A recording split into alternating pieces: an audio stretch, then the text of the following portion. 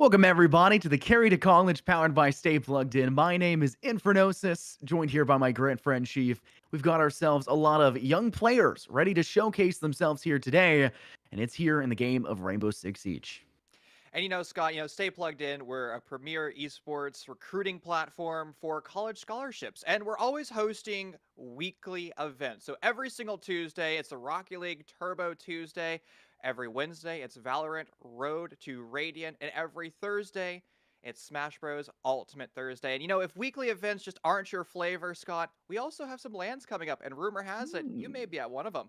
That is true. First up on April 9th or April 10th, it's the Catawba Campus Series. That's actually in Hickory, North Carolina. Then the Spin and Doa Showcase. That one's actually in May. So you may have to wait a little bit longer for that one. It's May 7th through May 8th. That's in Winchester, Virginia. And then last, but definitely not least, the one that I might be going to myself, it's the Helix Recruiting Showcase in Foxborough, Massachusetts at the Helix Arena. That is on April 22nd through April 24th. And there's a lot of games being showcased there. League of Legends, Valorant, I think Smash is at one of those, Rocket League. There's a lot going on in these events. You don't want to miss those if it's in your area. Make sure to check those out. And you know what? Since today is all about, helping high school students pave their way into college, today's tournament is all about setting the future for Rainbow Six Siege players. So let's start to talk about where we're going today. It's going to be four maps today. Pardon me. Yeah, four maps today taking place, all best of ones. And right now it's Coastal Live versus Moist A Clan. Upcoming students in the high school ecosystem trying to pave their way into college. Yeah, and considering this is a BO1 series, it is kind of make it or break it here, Brian. So Hmm. unfortunately, if you manage to take the loss, I think that may just be it for you. But you've already showcased your talent, showcased your prowess. Take that W. Do everything you can to find this victory and move on. I'm excited for this one. I think the map we're actually heading to is Clubhouse, if I remember correctly, for our first game. And I'm actually excited as all get out. You know, the amateur scene and how they play Clubhouse. So the question is, how does that translate to the younger audience? Well, you know what? I think it's time to just rip away our tinfoil hats and let's actually dive into game. Let's start map number one, Clubhouse. Now, you and I, my friend, we've really been enjoying kind of the new ecosystem of Clubhouse because Clubhouse was a time, it was very default banny, if you will, right? We were seeing Thatcher just instantaneously removed, followed by a Jackal. And now, again, if we're using the professional play as our litmus test for Clubhouse, well, we're starting to see a brand new flavor of ban. We're seeing Habana, the queen of hatches, be prioritized. We're seeing Maverick, the king of just slicing and dicing away those reinforced walls. And with that extra flexibility, the attacking team, we've seen some, well, unique attacking lineups, including the oldest individual in the attacking scene, Mr. Thatcher. Yes, very much so. I think one of the big things we'll have to talk about, speaking of Thatcher as a whole, has been the ban phase, the veto period for Rainbow Six Siege. Not many esports have a ban phase. Not many esports have that idea of removing operators or agents or selections. You see it occasionally in some smaller tournaments in Valorant. You can see it in League of Legends, but as an FPS shooter, it's a rarity to see a ban phase actually implemented. And that's one of the cool things about Rainbow Six Siege. But unfortunately, Brian, despite it being such a cool and rare occurrence in R6, it's usually about the same thing every time, especially considering the maps. It's usually Thatcher off the board. On the defense, you're talking about Valkyries and Miras. And for the map of Clubhouse, you're more than likely will see the Thatcher off the board. And the secondary ban can come down to Habanas. Some people ban Flores. It's not as popular on the map of Clubhouse. A lot of the time, you'll see them do go for the hard breach. Maybe they do want Habana off, and more importantly, at least in my opinion, Maverick off the board. And on the defense, it really does come down to that kind of Valkyrie and Mira choice. But it's make it or break it if you don't ban out Maverick. Because if you let Maverick stay alive for the attacking team to utilize, there's no way possible you're going to defend that CCTV objective. It becomes such a slim margin of chance to do so. You go from a 20% chance of success when Maverick is being played against you to almost a 90% chance of success when he's been banned out. It's a no-brainer for me on this map, but I don't know. We'll have to see what these players do. Honestly, did you read my mind? Like, you hit every talking point I have about Maverick. Like, I swear that I gave you a script or something, and you just, You're like, not supposed to read it tell them about verbatim. the You read my script. mind, bro. We're not so. You're not supposed to tell them about the script, Brian. Oh my goodness. Oh, I forgot. You read minds. It is Hmm. what it is. Now, I will say, we've been talking kind of a lot about, the ban wave. But one thing that we haven't really talked a lot about yet is we are now on the new 9 map competitive pool. So Coastline was jettisoned away. It is now Theme Park making its return. It's also Border and Skyscraper. And why I don't really want to talk much about the map bans now, because I think we want to save that for a little bit down the road when we see those newer additions to the competitive pool. I want to talk about attacker repick and more importantly, how that is incorporated into the hard breaching lineup you're talking about, because now you can flex onto a Buck, a Capital for those pocket thermite charges, those baby little can openers, and now you don't have to kind of run the boring old tradition. Ah, it has to be a Habana. Ah, it has to be a Maverick. Now you can have some extra flavor and spice into your lineup. And I think one of the big things a lot of people that have been playing the game for a long time that aren't maybe as competitive as others or in the competitive scene will look at this and look at the changes that Ubisoft makes constantly to the game to change kind of that ebb and flow of balance. Look at it and go, why is the attacking side constantly getting these buffs or talk about buffs like attacker repick or the idea that you can drone from beyond the grave, which was an idea touched by Ubisoft? I think they're still kind of wanting that option.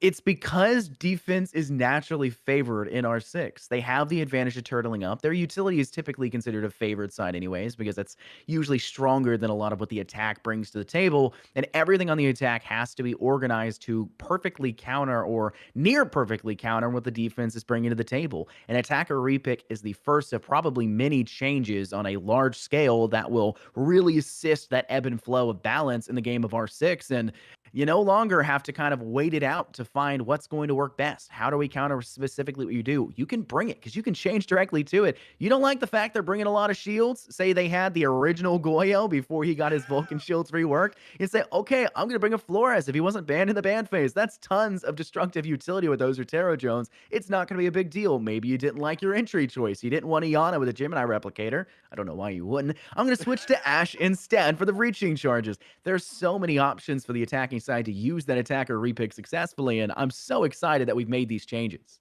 Whoa, whoa, whoa, time out, time out, time out. Did you just say that the team that is the one that is doing the action of sieging has a disadvantage for the I ones know that are it's being crazy, besieged? isn't it?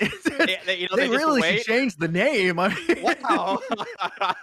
What a concept there. But you're absolutely right, right? The defense also has the ability to set up their defense. They have 45 seconds of essentially extra time where you can create your own unique personalized team defense, and it's a burden the attackers to learn about the defense, create a strategy to break down the defense, and you have 3 minutes to do so. Now, sure, some people can point fingers that, hey, you know what? Well, you can use your drones during the prep phase. You really can't. Those drones are so darn precious that it's a wasted opportunity cost if you're burning those drones to figure out what operators the defense has brought. I feel like a lot of teams, especially in the amateur scene, don't prioritize droning as much as others. And you see it occasionally. When I'm playing a casual game, the very last thing I want to see is a player actually droning behind their entries and playing the game like that. Because I'm sitting here like, wow, they're trying super hard. That should be the case here, Brian. That should be what we're seeing. You should be seeing your maybe your flank watch players droning ahead of the entries in the earlier stages, kind of giving a little bit of safety to allow for the rest of the team to step inside the map, and for the actual map, and not just the spawning stage outside of the building, and being able to place down these air jabs, be able to place down the track stingers, whatever they want to use to watch the flank. They need to set it up because roaming in R6 is such a dangerous strategy. It gives you information, it can net you kills, and if you make it back to site with an even trade or beyond, it sets your team up for the later stages of the round. And notice what we've seen already. 3 out of the 4 that we mentioned for the ban phase is happened to go through. Mavericks off the board, Thatcher was second. It's usually the other way around, but not too big of a deal. Kaid being the one that we did not talk about, though extremely strong on this map. The Electro Claws, especially on hatches at kitchen. And then finally seeing Mira taken out. That leads me to believe CCTV should be a really strong objective for most A clan. While it's going to be strong, they can bring out extra operators to make it even better. The problem with cache CCTV is how do you gather information when the East Plat wall has been broken away, blown up by the exothermic charge or the Hibana X Cairo pellets? Well, it's going to be through information. The operator, Scott, that you're alluding to that isn't in the ban phase right now, Valkyrie is available, but you could also bring out additional operators like that Echo. So in theory, the defense has so many ops that they can bring. They can put cameras and elevated positions the offense just simply isn't going to be checking because they're going to be looking towards that head level. The defense can do a lot of things very well, and there's Echo being brought downstairs, not to CCTV, but to the basement. All of dangerous positions about trying to pursue the attack on this map. Sieging the site, some might say here, Brian, is control over that kitchen I see hatch. what you did there. Thank you very much. There's a lot of avenues of approach, one of them being tunnel in dirt more specifically, and that's typically why you do bring a thermite. With the fact that they can have multiple exothermic charges, you can place one on dirt, basically get it done, because there's not usually a lot of denial in that direction in terms of hard breach now, like mute jammers and or exothermic charges or bandit batteries. And then you can also do one maybe towards Moto Hatch. However, because Maverick's not on the board, you kind of do need that secondary hard breach to deal with some of these hatches, and Coastal Kuro kind of switched things up just a little bit. Looks like Kinte is going to go ahead and switch over to the Ace. We saw Hirotoshi that was initially on the Thermite as well. They're switching to Sledge, and it's a fairly standardized lineup after the fact, but keep in mind, they now have no Iana, which means no Gemini Replicator, which means a lack of information that's as easily accessible as it could have been by bringing her, and the fact that they have Slush on the Zofia, Beretta on the Ash, and Hirotoshi on the Sledge, they've got a lot of frag potential. It just is a question of how much can they last and how many frags can they actually pick up while watching the flank, which they seem to have a big lack of cover for.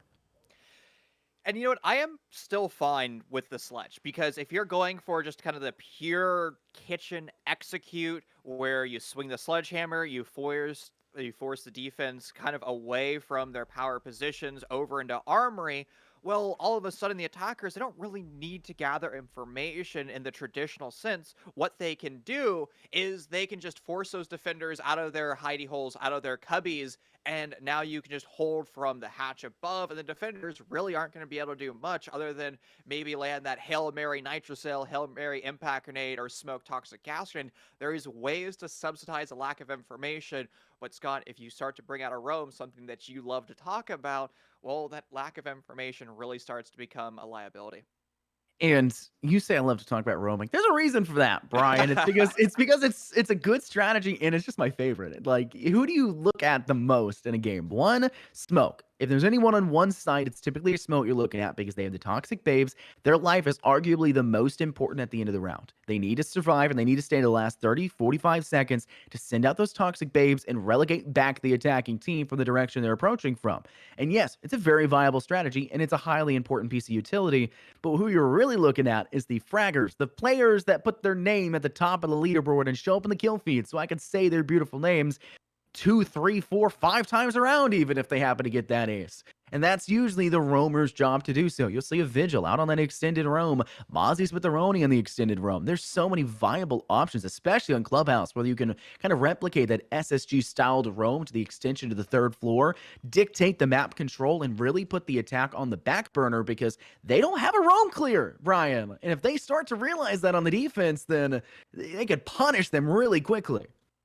I think I'm going to upset you just a bit what I'm about to say. This is coming in again from my experience as a collegiate coach is I actually look more towards the entries and how they factor in with the roamers because the entries will tell you so much about the attacking team's IGL, their communication, how efficiently they're playing that drone game because that will directly deal with the roamers, right? If you have a very competent entry followed by a very competent IGL who has this perfect system of clearing out the map actively with a drone, the primary entry is 3 seconds behind that drone. As soon as that droner says, hey, there's a dude hiding in this corner over here, the entry springs into action, they remove that player, and I love that interplay because the best roamer in the world can be shut down by the best entry in the world. I can't disagree with that whatsoever, but at the same time, if the entry doesn't clear, then you've run into a problem. Because if there Hmm. is a long flank, if there's a player who's, I don't know, maybe hiding inside vaults up on the second floor near Logi, they're hanging out, I don't know, maybe in gym where an entry wouldn't really clear. How does the attacking team deny the flank potential? They peek towards main stairwell. They look down towards the first floor main hall, and they catch all of the attacking team trying to clear out those floorboards to apply pressure to basement hallway, to clear out hatch inside kitchen, to have a player sent down the basement stairs as well. All of that pressure surmounted up to its boiling point, and you've cut the heat off. You've turned the temperature down because you've lost a man. No, make it two, no three, because that one decisively sneaky player holding that ratty angle who plays the last few moments didn't get air jabbed away. No audio cue for their position. It's got to be adjusted upon. And we were all speculating at this point, right? We can say as many things as we want, but we don't know for sure, Brian. Things we'll have to see whether or not the defense and the attack can kind of counteract each other. I'm more interested in the fact that when we saw them pick in that map, we saw them not play the thermites. We didn't see them bring out the exothermic charges. We saw it initially picked, but the attacker repick goes through and the ace goes out instead. You see that more on the second floor and less on the basement. And just a quick reminder to show you or tell you kind of where we're at. We had a rehost during round number 1. Since round number 1 wasn't played, we kind of have to start the game over. So we're going to be seeing the exact same band. So nothing new should be taking place. If it is, it's going to be a huge red flag there. But again, we're most likely going to see Maverick, Thatcher, followed by Mira and Cade, because that's what we saw earlier on. And it's also going to be Moiste Clan forced to go back downstairs to the basement. I think what we need to kind of realize for the side of Coastal Crew, with the fact that Maverick is banned out, they've got to realize that there's more than one way to push an objective. There is. When you talk about basement, you've got kitchen hatch, you've got moto hatch, you've got main stairs, you've got secret, you've got sewer, you have dirt. That is like 7 options that you can pursue the basement objective. Talk about the second floor for your what used to be considered the mainstay objective of CCTV and cache. It's not just the eastern suburb hardwall. It's not just the CCTV hardwall. There's also CCTV window, rafters control, and garage. And you can push garage via garage door. You can push it from down and break. You can push it from the garage doors themselves by breaching those down. And you can go towards the southern subroof by going towards CCTV window and taking control of construction. Too many teams look at the game one-dimensionally. It's the point I'm trying to make, Brian. And we have to see teams adjust on the fly to what the defense is bringing to the table. And because of the limitations of the agents or the operators you can bring to each round, it makes it a little bit harder. But thankfully, the assistance with attacker repick is there. So basically what you're saying is it's not a Valorant, CSGO, Call of Duty-esque map where you have 3 primary lanes, and from there, you kind of just have to choose your lane and push, and hopefully you have enough utility to do so. In Rainbow Six Siege, you have the ability to, in theory, create your own lane as an attacker, do exactly what you want when you want, and if you find a speed bump of a pesky roamer or a pesky defense, well, you try to call in your bulldozer and knock it down as quickly as possible. Now, my friend, as we were alluding to earlier, we're forced to go back down to basement for, I guess, the start of round 1.5. Well, we'll just have to see how it goes. We're seeing once again Hirotoshi, who locked in the thermite previously, still going for the attacker repick to the sledge. And otherwise, it's pretty much the exact same staying bar, a couple different locations for their names there on the sides. So don't feel a little bit too confused that some things have changed. Slushy was initially on the bottom, now over on the second.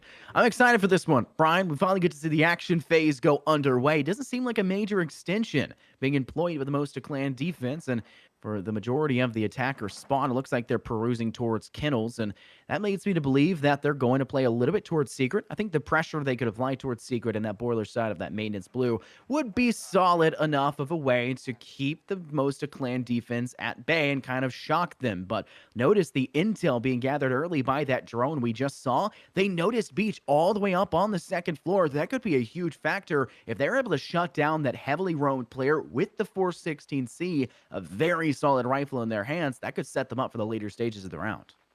Beach is in quite a precarious position, my friend. If the 2 stairwells are droned and held by flanks, Beach won't be able to leave that top floor. Thankfully, they have the game knowledge to rotate to kind of an atypical angle, playing over by the billiards table. And a lot of defending teams usually attacking teams kind of set up a drone, and then they don't really mind it. And we're about to see that interaction. We talked about the entry following up by a drone. That's not going to be taking place for Coastal Crew Live, and they end up suffering the opening death, and Beach is just going to hightail it out there, going over to the party portion of the map where they can continue their lurk, and no Jackal on the side of Coastal Crew, so if they want to re-drone the map, they're going to have to do so with their drones and not through the Inox scanner. Jan is looking to initially apply pressure towards blue, but from beyond that, there's a lot of still dangers present towards kitchen hatch. You can see them rotating over, and the reason why you're seeing that, and the reason why you're seeing these impacts being thrown upwards is to actually remove these X-Kairos pellets. Another one tossed. It unfortunately does not catch it. A waste of the first impact, but the second one finds its intended purpose. But There's still 9 X-Kairos pellets. Sorry, 0 actually. My bad. Totally misreading that one. They managed to bait out the majority of them. I think they still had the option for another 2, but that is basically now an impossibility to take control over Kitchen Hatch. Now the side of Coastal Crew Live has to adapt on the fly as their main avenue that they wanted to open up for themselves has been unfortunately fizzled away because of proper expenditure by the defensive Mosta clan. And even though we've only seen 2 impacts, well, really 4 impacts total being sent, but 3 impacts only making total impact and actually destroying out those X-Kairos pellets, that means DDFD didn't place those X-Kairos pellets as I guess, how do we want to phrase this one here, Brian? efficiently. Efficiently as they could. Well, Coastal Crew still has a lot to deal with. They still have the beach roam. Now that's been addressed, but you have 20 seconds left on the clock. One hatch has been successfully hard breached, and Coastal Crew is going to have to link up together as a team and just push, trying to play the trade game. Shadows use their final toxic gas grenade. We alluded to the hatch play earlier, shutting down vertical pressure. Coastal Crew does a beautiful job at that, but again, time management. They have to go for a plant, an odd angle, and this is completely vulnerable to a Moist A clan flank, but they don't know where it's going down. They're expecting a normal spot, and finally, Flash puts a stop to those shenanigans, and Coastal Crew, a real valiant effort to bring that round back to almost a winnable margin, but at the end of the day, my friend, it was time management that ended up putting them in a bad position. I mean, you kind of put yourself, it's not Valorant. You don't actually have to have enough time to put down the diffuser, right? You don't have to have that 5, 6 seconds on the clock. As long as you put it down, you can hold on to it. Even after time is necessarily dissipated, as long as you're holding the diffuser, you're good. But that tells the defense that, hey, they're planting. They're sticking this. They're running out of time. He has to hop on the diffusal, and there's 2 of us. He can't burn us both at the same time. We don't necessarily have to peek, but yeah, Mosta Clan were really in control for the majority of that round, Brian. They had that one from the get-go. They found first blood. They managed to find themselves a second pretty quickly afterwards on a DDFD when they started to engage on the site. And though while they did lose one player in that trade, the impact was still there. And to be frank, Coastal Crew Live was struggling in terms of time, not just in the last few moments, but to get open the avenues they wanted to approach from, they took a little bit too much time to do so. And I think one of the main factors for that was just Beach in general. Playing on the second floor. How long did Coastal Crew wait to watch their rear? There was no safety net. They were constantly worried about what was coming next. And because of them constantly looking over their shoulder, they paid the price and they ran out of time to get the job done. Again, if you're dealing with a roam with 40 seconds left in the round, you're just simply not going to have enough time to do both the roam clear and your site execute. And this is something that Coastal Crew Live is going to have to realize going into their next attacking lane. It's going to be Gym Bedroom. And this bomb site, while you don't have to clear 2 floors simultaneously, it's going to force CCL to prioritize 2 sides of the map simultaneously. And Scott, what this does is it forces the attackers to put 1 hard breacher to the east, 1 hard breacher to the west, and simultaneously clear both sides. You have to open up Spa Wall, you have to open up a Plat Wall, and there are ways to expedite that. That could be grenades from underneath, that could be a Buck Skeleton Key and the pocket thermite charges, but it requires a lot of simultaneous droning, and that can be quite overwhelming for an IGL.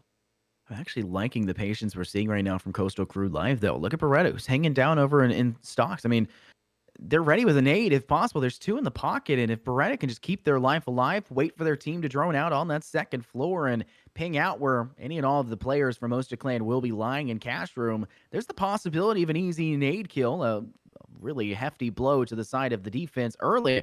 Unfortunately, there's also a few safe places to sit inside Cash Room, Brian. Talking about sitting on top of Cash Table. You can sit on those objects, and it keeps enough of a distance separated between you and the nade explosive damage that you can actually manage to survive the explosion and be totally fine, basically taking no damage off the top. But talk about some early damage. Kente loses their life, but Beach and Shadow also lose theirs. A great trade for Coastal Crew Live as this time around they'll go up positive in the early engagement. And now that leaves only 3 defenders, mostly hanging on site, 2 alone in Logi to hold off against the full frontal 4 of the siege. And Coastal Crew Live is moments away from rotating one of their hard breachers over to the west side of the map, over to Spa, and open up a brand new angle. It becomes quite a liability if 5 attackers pressure the 2 door frames, one of them a proper door frame and one of them rotation into the Logi soft wall made by one of the defending shotguns. And if you just start to stack up attackers, well, they might just be shut down by good positioning of the defense, even with the man disadvantage being demonstrated by Toe on the swing with a P10 Roni. While it doesn't actually find any damage, it alerts CCL that says, hey, there are still defenders over in Logi. This is something that we need to deal with, especially when the clock is starting to drop sub 30 seconds. Jan finds major impact, takes 2 off alone with the Mossberg, and though while they managed to bleed another player in the process, it's still breakneck even now with that return by Jan. Unfortunately, now Jan is the last man standing. Slushy finds a very nice LMG kill to Flash. Now they're going for the plant here with the diffuser coverage from bathroom door, though, and Slushy finishes the job on a Jan man. That will be an attacker round win in a much more decisive manner and a lot faster implementation for their push than we saw previously. And I'd like to say, I think that's because they were playing from beneath as well as from above. They were ready to push red stairs as well as pushing through CCTV to take control over cash. A multi-directional approach funnels out the defensive player on red stairs and denies them of the retreat and gives you an outlook through cash. A lot of success is had there. That is a very well-bred strategy. If they pull that off again, it'll be interesting to see, but this is not the objective of choice to do it. CCTV and cash room, it's really hard to apply pressure to red stairs because this is the full defense set up entirely on these two rooms. And as you were talking about the multi-angle push that we saw from Cash CCTV and from Red Stairs, it did more than just apply pressure. It allowed Coastal Crew Live to dispatch their utility. 2 flashbangs were sent down range, disabling the ADSs, followed up by that grenade. And as soon as that nade found the kill, it was just a change of heart for Coastal Crew Live, and they're able to compound that into the additional kill. And from there, it was open season. Why I bring that up again is this is an opportunity to replicate that style of play. Since it's now a Cash CCTV proper defense, since we're actually going to that bomb site, we're going to see the exact same elements be applied to, once again, the red stairs, but also to garage rafters. Most defending teams are putting at least 1 to 2 Jaeger ADS in that position, and you're going to have to force away that player in that spot, and right now that's going to be Flash playing on the Rook.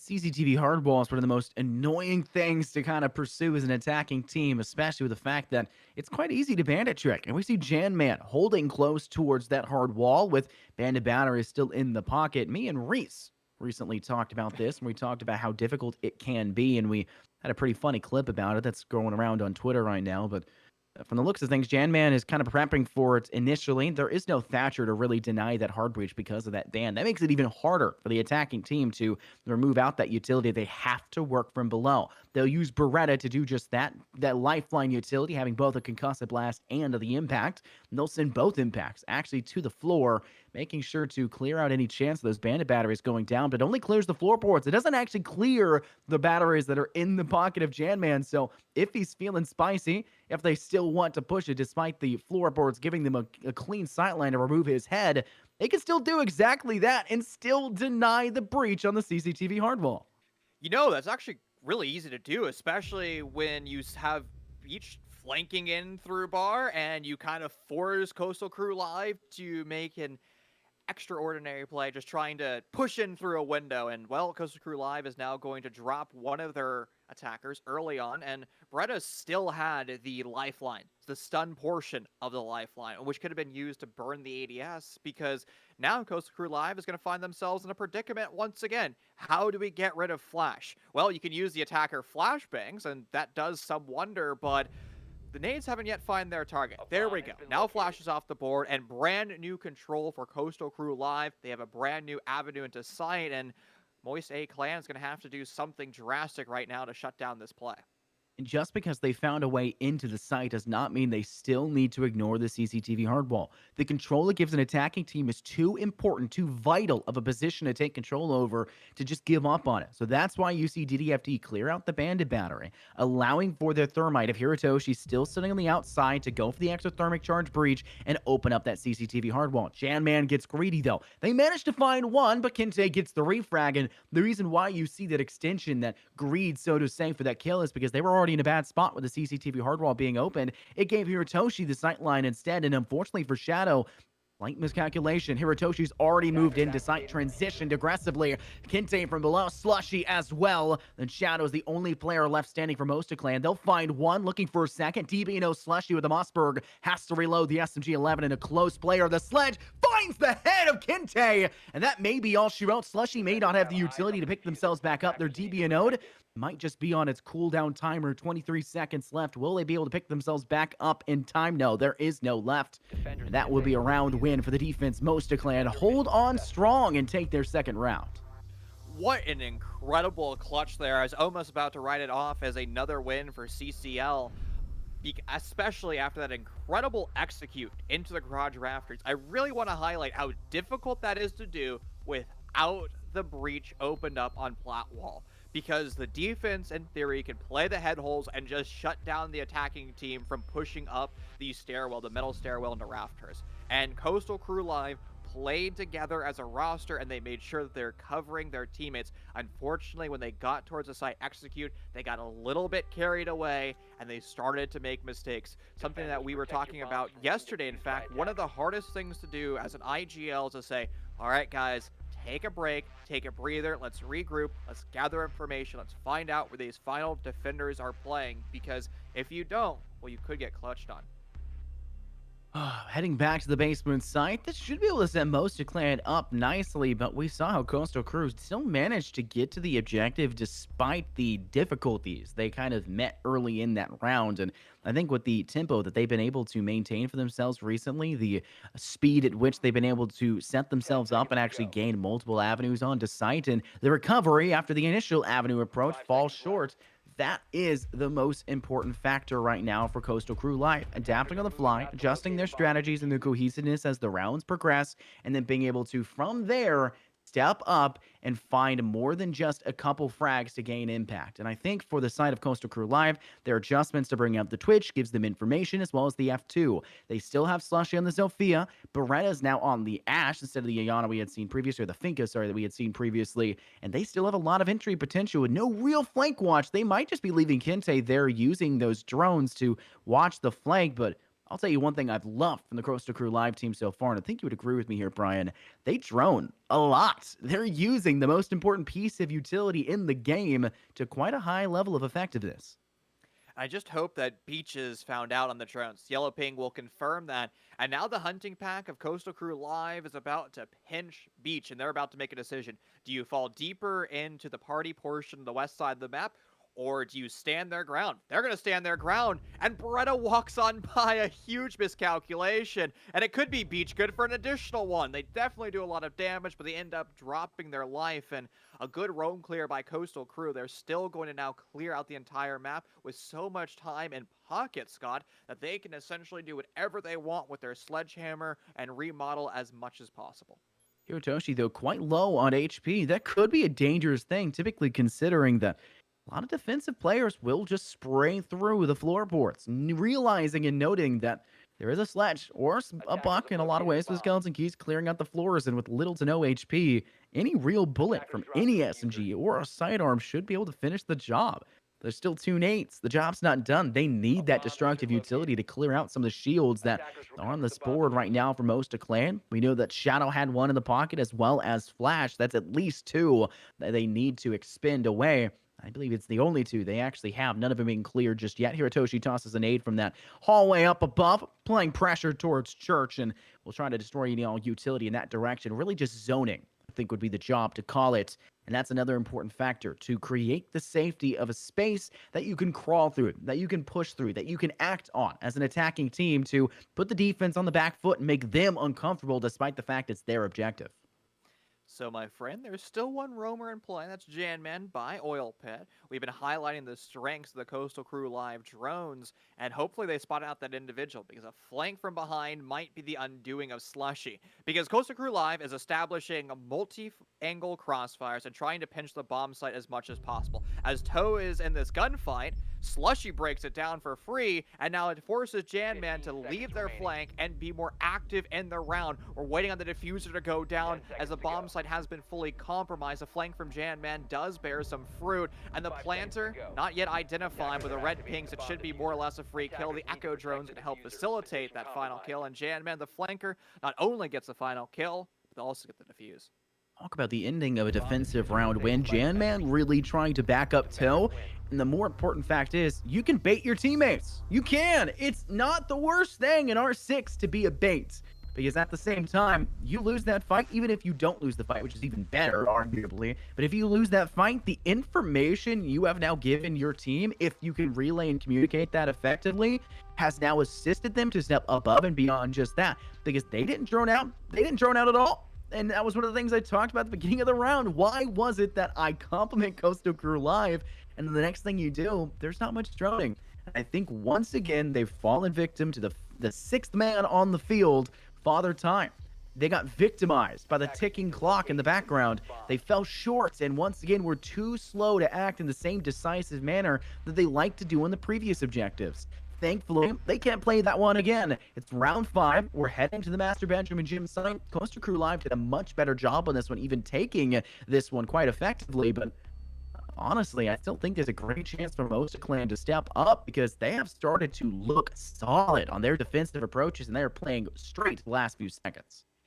And as you call the 11th man Father Time in this scenario, is there a 12th man? Can you consider the opening death, opening kill as being kind of the 12th entity in the server? I think you could definitely argue for that. At the same time, like, why don't you just argue that, I don't know, audio is the 13th man, you know? Well, why don't you argue visuals are the 14th man? I think at that I'm point, gonna argue we're the 12th. the 12th.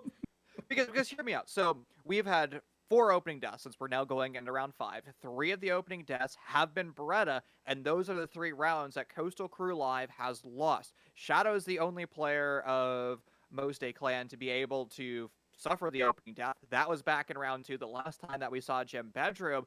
And I know that's kind of like kindergarten level analysis, but it is a storyline that is starting to be established. If Coastal Crew Live drops one of their attackers early on, they struggle at the time factor. That's what Kinte is doing right now. They've cleared out sewer.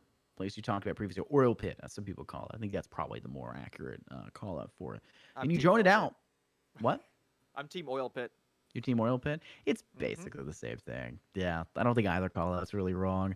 When you drone it out, you can then allow for a claymore to be placed. And there's a lot of places for a claymore, but that's probably the most effective one on this map in regards to denying any sort of flank, especially when your team's not been bringing any flank watch in the first place. So they're really relying on trusting that one claymore. But you know, you can also trust on an attack your gun skills. Gun up. Both players now on that flank towards Cash, watching the extended roam, Beach and Shadow. The extension falls short. Coastal Crew Live dominate, thrash themselves forward.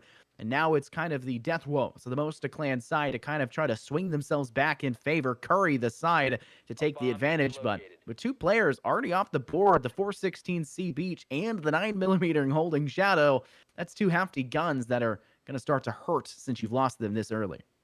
Almost an identical setup to the previous round, the last time that we saw Coastal Crew take victory on this map. The one change is Coastal Crew is going to have a full attacking force, and with that force, they're just going to be sitting on the highway windows while the rest of the attacking team begins to push in through construction and start to apply pressure not only to the door frame of the A bomb site from construction, but also into launching. There's still a lot of things that Coastal Crew needs to do, but they've kind of buried 2 members of Most. They're stuck in the bathroom. And if a drone of Coastal Crew Live identifies this, the plant can go down for more or less free. They're in the bathroom. How did DDFD get there in the first place? I'm lost after that one, and Slushy finds the 2 remaining kills. What a beautiful attack there from Coastal where they say, hey, let me make a play, guys. I'm sorry. That was so funny. I don't know. I was genuinely... It looked like they teleported. What's that? Omewamo Shindaru is the line from like the animes that like teleport behind you. Oh my goodness, that was an impressive ordeal from Coastal Crew Live, losing only one player in the process. DDFT made major impact before losing their life. Not even just an even trade, but really making this one more enjoyable for us here in the booth as well. Coastal Crew Live now only one round behind. The more important factor is the question of who's going to come out on top at halftime. With the garnering of 3-round wins for most, that means that they're at least going to break even. But Coastal Crew Live now picking up their second. They're one round away from at least breaking even at half as well. Possibilities are there for a 2-4 half, but this is a very likely 3-3 if Coastal Crew Live can just get that hardball open once again. They did a great job of it last time, only losing off of the last man on Most Clan finding a 2K in the final few dissipating moments of that defusal. I think Coastal Crew Live have a good shot here. They can adapt on the small mistakes they made. And just to be honest, they played better. And that round they attacked, it just came down to individuals for most. But Most Day Clan, they did make some mistakes. Sure, they're able to win it, but it was off a superhuman clutch, as I like to call it. There was a lack of ADSs over in Raptors, and honestly, I wish Most brought out an extra catcher operator. Jaeger's currently in play, but no Wamai and no Aruni being brought out, and poor Flash on the Rook is going to suffer a lot of utility like they did in the previous round. And sure, Rook is going to be able to take a nade because they have the extra armor. But still, it's not a comfortable position to be in, especially when you start to look at the fact that Coastal Crew has brought 3 sets of grenades, which means there's a total of 6 in play. I want to point something out, Brian. Hmm. I have never seen a Rook played in competitive since they changed the HP pool system. That is a lot of health. That is a ton of health. That's 3 full bars of HP, Brian.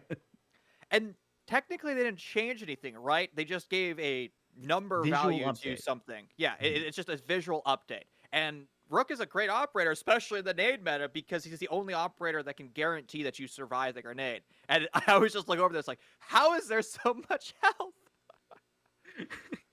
Everyone has been padding it so far, and Beach took a lot of damage, but with the extra 25, 30 HP that they had available to them, they're still sitting above 50, which puts them in a really good spot to continue to stay alive in this round. They're able to escape the claws of death that Coastal Crew were trying to bring down on them, and so far the survival factor may be the most important one, with Coastal Crew Live doing a good job. A minute and 45 in, and they've gained control over towards Garage. Raptors not yet having been cleared, but it's only one player, and they already burned all of the ADSs that were available. With the fact that no Wamai is on the board for most, it means that it's an easier job by Coastal Crew to finish it. Great use off the pipe. Trying to bounce it up onto Rafters. Nobody there now, though, in that section. And while we have seen Flash lose their life, Togo's for a cheeky flank, and DDFD is watching that one, flicking at just the right moment, pouncing and cutting down Toe swiftly. And speaking of swiftly, Beach loses their life. Finally finished off by Beretta after the first bits of damage, and it's a 5v2. Plant ready to go down. Only Shadow just now finding one. A quick attempt there, but Beretta and Slushy find the last two and send it for a 3-3 half. Ooh, that was looking tight once again. I thought Most was able to just kind of come back like they did in the previous round, where they were at the disadvantage, and all of a sudden, the SMG-11 bro is making the clutch play. It doesn't happen, and Coastal Crew is able to go to the half 3-3, and once again, what a brilliantly strong attack from Coastal Crew Live. Honestly, Scott, what it comes down to is their brilliant utilization of utility over at Rafters. The single ADS is simply not enough to overcome the utility usage that they're bringing. It is the full set of flashbangs, it is multiple sets of grenade, and even though Flash on a Rook can tank 1 grenade, when there are 3 flying in your face, you can have 1,000,000 HP and you're just simply not going to survive. From there, Coastal Crew Live makes an easy pass to the bomb site and easy post plant. Now, when you switch to the defense, Coastal Crew Live have to kind of switch that mental, right? I mean, you've just spent 6 rounds trying to attack an objective, kind of falling short a couple times, but you really got to key in, especially after a full 6 minutes on each round, essentially, because you got to go through the prep phase, and you got to pick agents, and you got to do all the things. It feels like such a long time, but that's all time you're communicating with your team. That's all time that you can talk about what strategies they've been using and really start to key in on how Most Clan would like to play, and it can be the works same way, vice versa, for Most Clan and a Coastal Crew Live. This half, though, is a new foot. It's kind of thinking, well, if they played the attack like this, or if they played the defense like this, how do they play the opposing side? How does their play style translate now when they switch over? And for Coastal Crew Live, they're very methodical. They like playing to the last few moments. That would lead me to believe that they're a little bit more of an anchor heavy team. They like to have that simple extension, simple play style, and they're going to go for easier kills. They're not going to push themselves and spread themselves thin. Instead, they want the guarantees. However, for most clan, they like the extension. Their extension fell short a couple times, but the roam game they attempted was also quite sturdy, only falling apart truly in the last few rounds of that half. I think they're going to be a very aggressive assault. Not as methodical as Coastal Cruise, but I think they'll do a much better job of the flank watch because they've actually brought the Nomad, and I think they'll have more utility to dump onto site, which means they'll have an easier approach and take less time to dump out the ADSs and any magnets that would be available. So far, Most has done a brilliant job of clearing out the map, using those drones to make sure that if there's a Coastal Crew Live defender lurking in a nook and cranny, they will be spotted. So far, nobody has spotted anything because Coastal Crew Live is more or less all in the basement. Actually, in fact, everybody's in the basement, and this is going to give the offense of Moiste Clan a lot of flexibility to kind of do what they want and set up their attack in any way that they want. They have the ability to open up all three hatches. They have the ability to have Beach swing the sledgehammer, maneuver the floorboards, and make sure that Coastal Crew, if they're playing somebody over an armory, well, they're just not going to have a comfortable time. And we still have so much time left this round. Honestly, Most is in a perfect position. I think right now you have to think about how many directions most clan can push through. Coastal Crew, they're still of all five. The full frontal force to deny this, but talk about the map control Attackers that have most located a have bomb. really been able to gain. They've got a player ready to push through secret. Flash's life, his utility expenditure's done. Their job is done. They've watched the flank. They put down the air jabs. They now are a full player that's ready to push forward. And speaking of full players, Beretta finding a nice early kill, already buries toe. And looks like the nades from above still have not managed to gain as much control that most would have wanted to be in this spot. But when you trickle down to the last 30 seconds, something has to give, and Costa Crew refusing to give it up Bomb first. located by Most have to attackers. push. They've got to Attackers get bombing greedy. They're running out of interactive time. drone. Janman tries to peek forward. Slushy cuts it down quickly, and that's really off the fact they're using the Selmas against most clan. Two DBNOs, Beach and Shadow quickly finished off by Hirotoshi and Slushy respectively, and now it's only Flash left standing. The flank watch now relegated and done with their job. Unfortunately, the teammates couldn't finish theirs, and they fall just short. Slushy finds the final blow, and it's an easier said than done round win right there for the defense. A four-way crossfire to shut down the flank watch, but really, the round goes wrong with the time utilization of the offense, something that we were mentioning a lot for the Coastal Crew Live attack. And we saw Most do a beautiful job of clearing out the map, establishing their control of the first two floors. The problem was what happens when you actually go for the execution of the downstairs bomb site in the basement. You have to funnel down stairwells, you have to start to drop a hatch, and Most simply wasn't proactive enough. They were just playing the vertical Attackers need angles to and locate kind of and defuse hoping that any bombs Coastal that Crew they can. Live would just walk into those angles. They were hoping that Coastal Crew Live would be overly aggressive. They would walk into the flank of the air jabs. They'd be walking into the vertical crossfires, and Coastal Crew Live had perfect discipline to not do so, and it forced Most to kind of go for a haphazard rush and just try to push bomb site as quickly as they can, and they were just shut down by the overwhelming odds of Coastal Crew. I think overwhelming is a very great way to phrase it. The spread kind of defense we saw Coastal Crew employ, it wasn't a major 10 seconds extension to over towards insertion. blue. Instead, just leaving up the utility and not really holding it directly 5 seconds made it left so that before most clan were a insertion. little bit wary about pushing that way. And to make matters worse, the fact that Attackers most are didn't really moving out get to to use locate a the bomb and utility defuse it. exactly the way they wanted, it felt like they didn't have a backup plan, Brian. They used it and then they lost it. And what do you go from there? You should have another strategy to go for. Ignore the stairwells to heaven. Eventually, that should get fixed. We'll just try to let that not happen from now on. Hopefully, we don't go to border today because that's even worse on that map because for some reason, we don't know how to make an observation tool. But that's not our fault. That's Ubisoft. But most clan, they need a backup plan. And for right now, they didn't have it. And that's why I think they lost round one. Attackers have located a Well, bomb. it's now time for Most to redeem themselves and rectify the mistakes they made in the previous round. It's a brand new bomb site, which means it's going to be a brand new day for Most.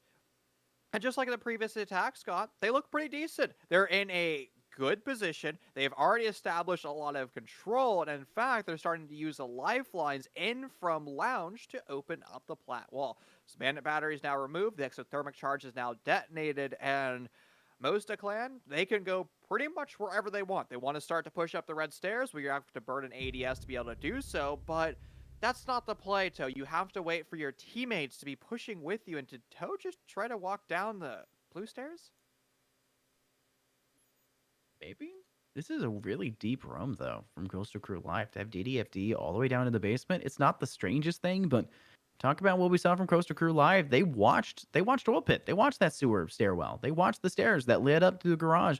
They were aware of that possible avenue that the defense could go through, and they kind of prepared accordingly. And this is not an easy place to push up from, all things considered, Brian, because once Raptors control is picked up for Most Clan, there is a very unlikely chance you're retaking it just because it's too hard to peek in from the very limited viewpoints you're able to gain for yourself. And it just makes it a little bit too easy for Coastal Crew Live to lose control and continue to lose it if most acclaim just gain it. But they're doing a great job. Already picked up first kill, toes off the board. You lose the Finka, you lose the nades, and looks like Shadow will also be cut down. A duo play between DDFD and Beretta, and that play from below works perfectly if they have not droned it, and that's what we saw.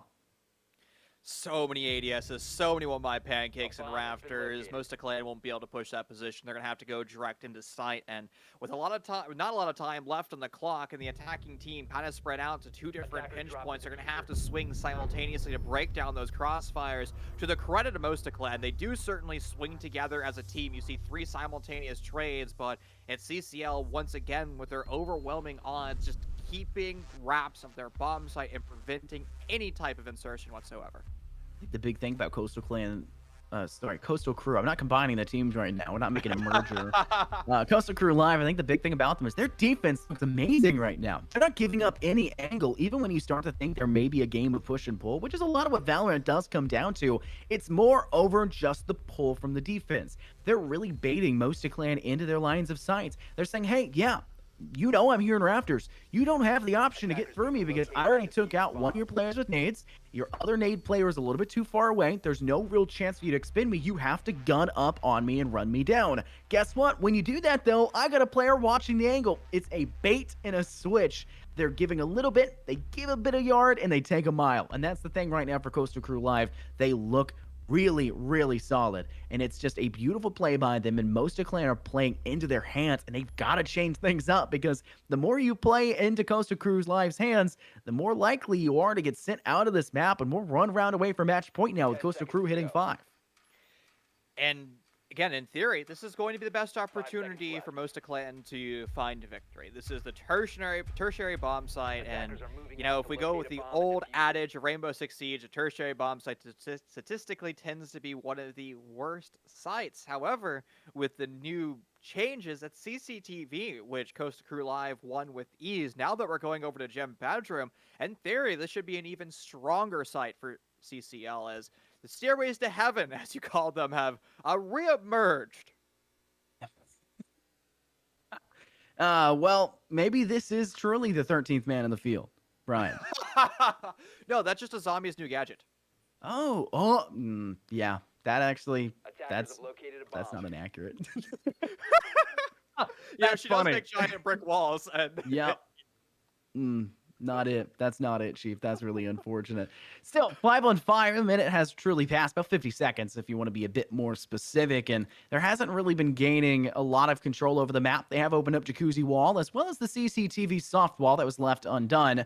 And while Toe will crawl into the abyss for just a moment to ready themselves within CCTV, there's still the extension to cache that has not been dealt with. A very slow approach by most Clan, who are going to go ahead and try to melee out some of these castle barricades, and that is a huge waste of time. About 15 seconds expended time, and even once you get it open, they've known you've been there for about 15 seconds. You have made the loudest noises on the planet, and it's easy to counteract it beyond that. Coastal Crew Live still doing a great job. 2 players on the side of Most Clan hurt, and they've taken no damage. Most of Clan has opened up the spa wall. And from there, you can open up the bathroom wall using one of the Selma charges. What that will require, though, is Toad to rotate over. And I think what's so difficult about the gym basement offense is it requires kind of this tango, if you will, of the hard breachers. They're forced to constantly rotate from different positions, and Coastal Crew Live is now going to suffer the opening death for the first time in 4 rounds. A good position for Mosta Clan to be. We're talking about the tertiary bomb site being one of those positions where it's a good spot for the offense to be, and they're going to put themselves exactly at that mark. And with no rotation into the bathroom, usually one of the strong points of the defense is actually helping them even more. I think that's one of the things we're going to have to look at. Already able to find themselves a couple refrags back, flipping things back on its head, and you still have yet to remove Beretta from cash. To make matters worse, though, back towards site, Beat has been utilizing the jacuzzi wall that they opened up to find success. Jan Man as well. They've gained control over towards Jim. Only 25 seconds remaining. I do not know how they have not found Beretta in this moment. Somehow surviving just for a moment longer, and it looks like Flash will transition themselves accordingly as well, knocking the hand clean off Beretta's shoulders and leaving only Clitze left standing. And Mosta Clan recover in triumphant fashion after a somewhat hard start. After they failed to clear out that side of cash, after they failed to remove the extension off of site, they just utilized what they gave themselves, the areas they were slowly applying pressure towards, but with no real plan to pursue it. Instead, they say, okay, we will pursue it. We'll go through Jacuzzi Wall. We'll go through Gym Window, and we'll get that plant down and flip things on its head. It was adaptation, simply put, for Mosta Clan to be able to overcome that round. They realized that their con take was just not as efficient as they wanted, and they realized that they had a free avenue into site coming in from the spa wall and into gym. And that was helped by the pressure of the highway windows, the south-facing windows. Mosta Clan did a wonderful job of gathering information and creating a counter strategy to that information gathered. Again, something that you and I, Scott, have been talking about pretty much all day is the role of the IGL, and that was perfectly demonstrated by Mosta Clan. They see the opening, and they rotate the necessary attackers and resources over to be successful during the round. I want to point out who I think will be the most impactful player now as we transition to the defense. And just to be frank, I think it's going to be Beach. And that's a weird thing to say. You're talking about a sledge when there's a Habana and a Thermite and a Finka, more specifically, who's been so busted in the recent meta. I think the sledge is going to be the most important thing. We saw that be kind of the end-all be-all for Coastal Crew Live on their attack of the basement side, and why they were running out of time is they opened up the main hall floor. That floorboard is so easy to clear with a sledge, same as kitchen floor, and yet they still didn't gain enough safety to drop into sight. And even with the safety that you're able to gather, which is that basement hall, it wasn't cleared enough to allow them to step down through main stairs. And that was the biggest problem on their attack. And that's going to plague Mosta Clan as well, unless Beach can find impact, not just by clearing the floorboards, but with the nade utility as well. Whether it's to a shield, whether it's to clear a player themselves, whether it's to remove any bunkering positions of the defense, they've got to find that impact. They got 4 nades to do it, but 9 flashes to burn ADSs, and Beach had an opportune moment there for a little bit to actually find a roaming player of DDFD who was a little bit past their point, so to say, but they did not find it. Still breakneck even at 5-on-5. Well, here's the vertical that you're talking about, and that sledgehammer is just doing Lord Tachanka's work.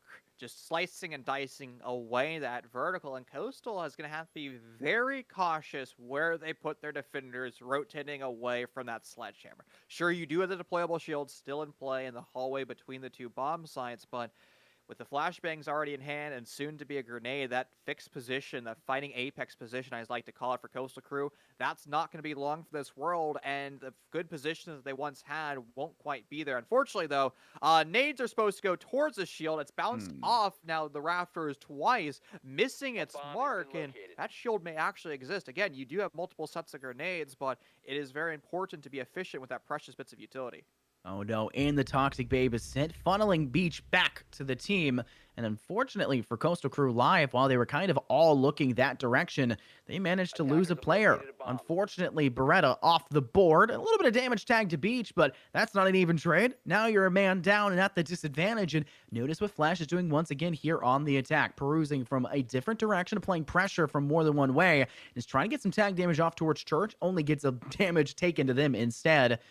but no one's having felt. 45 seconds left. Brian, we're running out of time. It's trickling away. That sixth man on the side of the defense trying to call up clutch, and they desperately need it because Beach finally finds the necessary impact. Takes off one. Shadow finds themselves one as well. Make it two. A double kill to their name, leaving just DDFD left standing. They have to ace if they want to win this round. They've managed to find one, but beyond that, they're being bum rushed down, and Shadow ensures the kill with a bearing 9. It's an attacking round win as Mosta Clan come up clutch.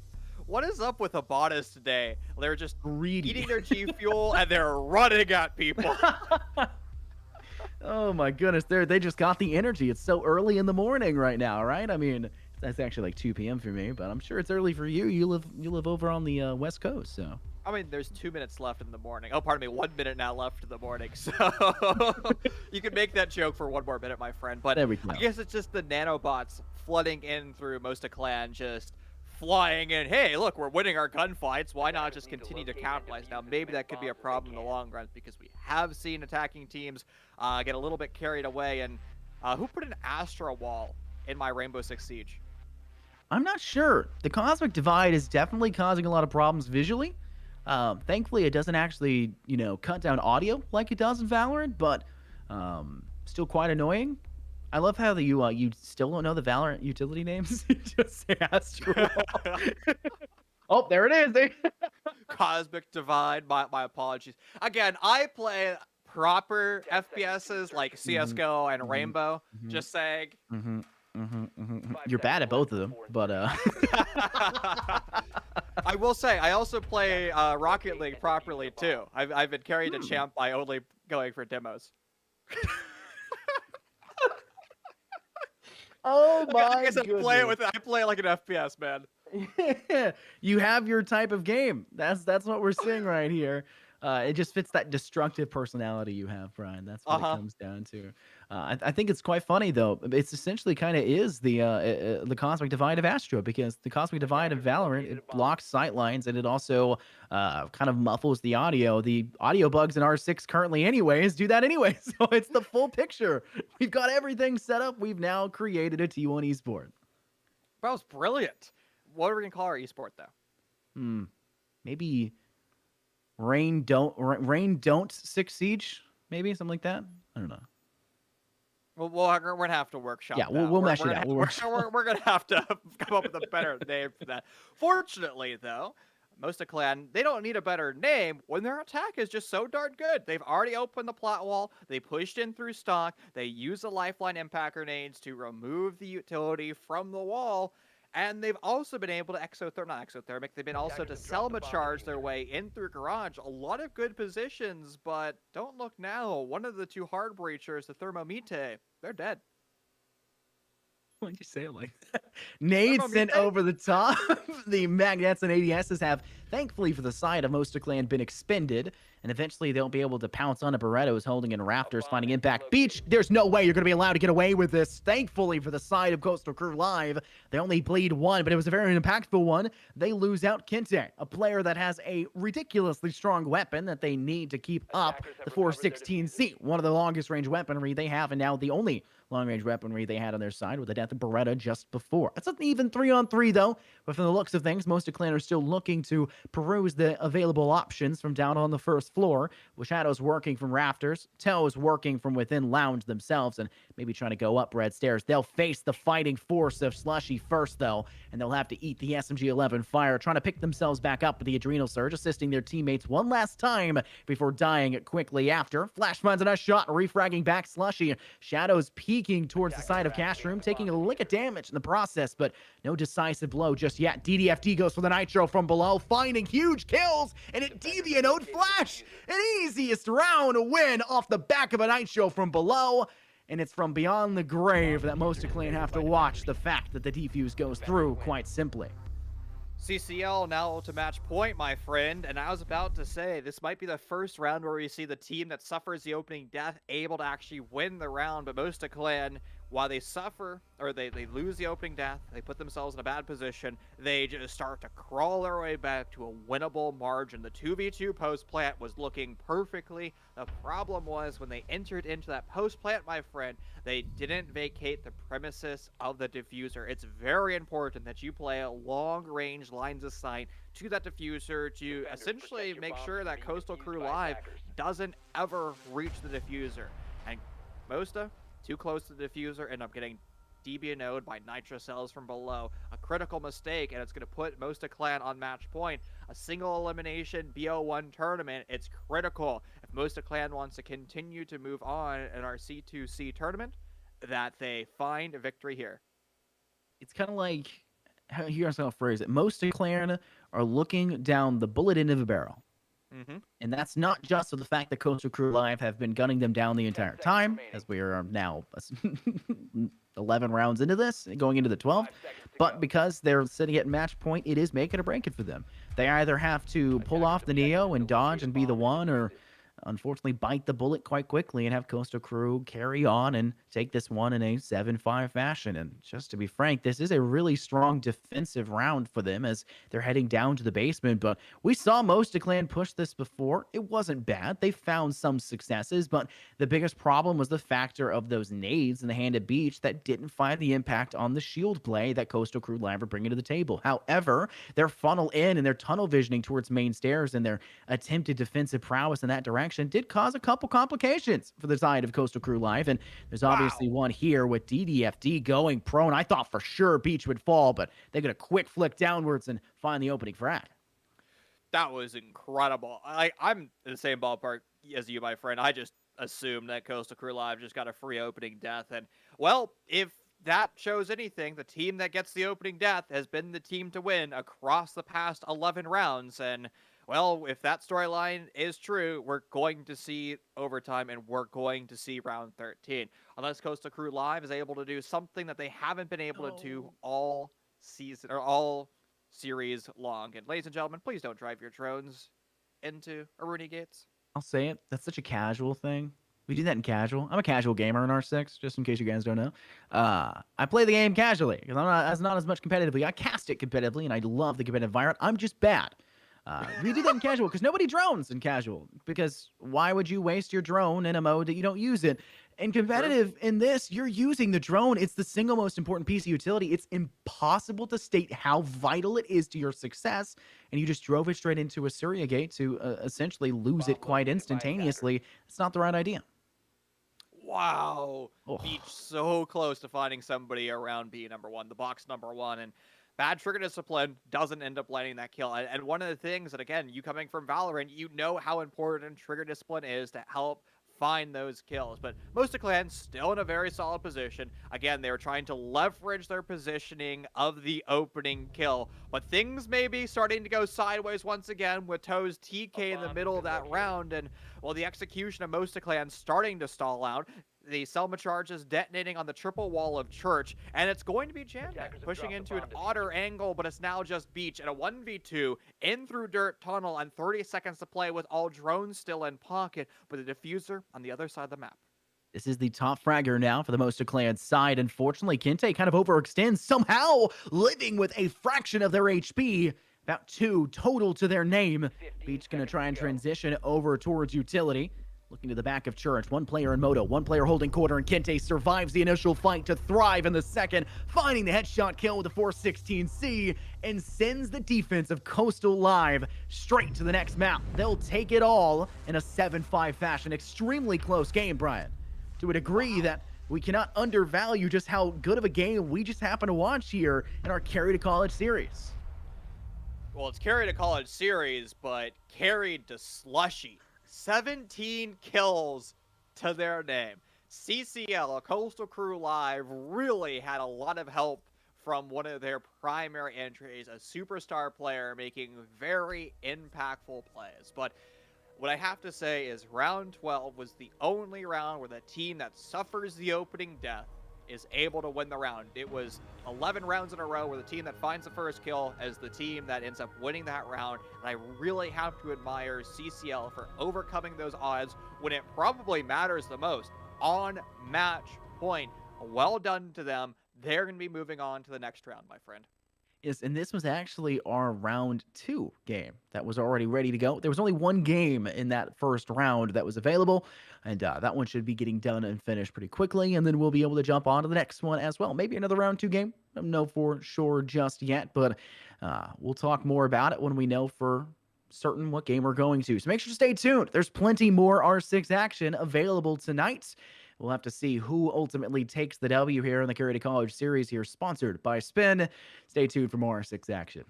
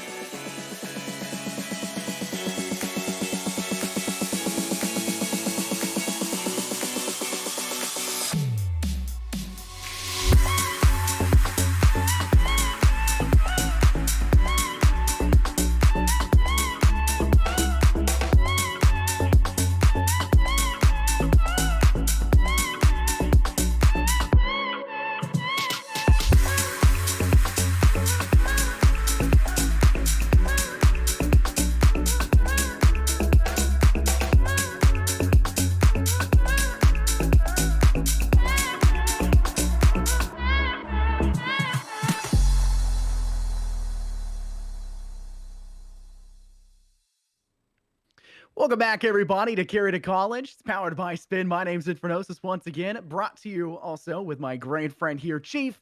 And I think we have a little bit of a surprise for you guys. We're jumping straight into the next one. We're already in the band Woo! phase. Actions going forward. It's Baby Back Boys versus the Team of Legends. And look what map we're on, my friend. I know this is your favorite map, so I'm gonna let you. What map are we at? Where We're on are we? Soleil, my favorite Woo! map. Yes! Also, one of my favorite maps. Now, I won't say it is my favorite because I am a theme park bank stan, and we are in the new competitive 9-map pool. But I know Chalet still my top 3 of the map pool, and you know what makes me even happier? Look at these bands. You're not a fan? Thatcher being banned out, I like that because it's normal. Zofia being banned out, Jaeger, they're having fun with it. That's what it comes down to, and that is fun to see. That is good to see. I'm a fan of knowing that these teams are going to have a good time.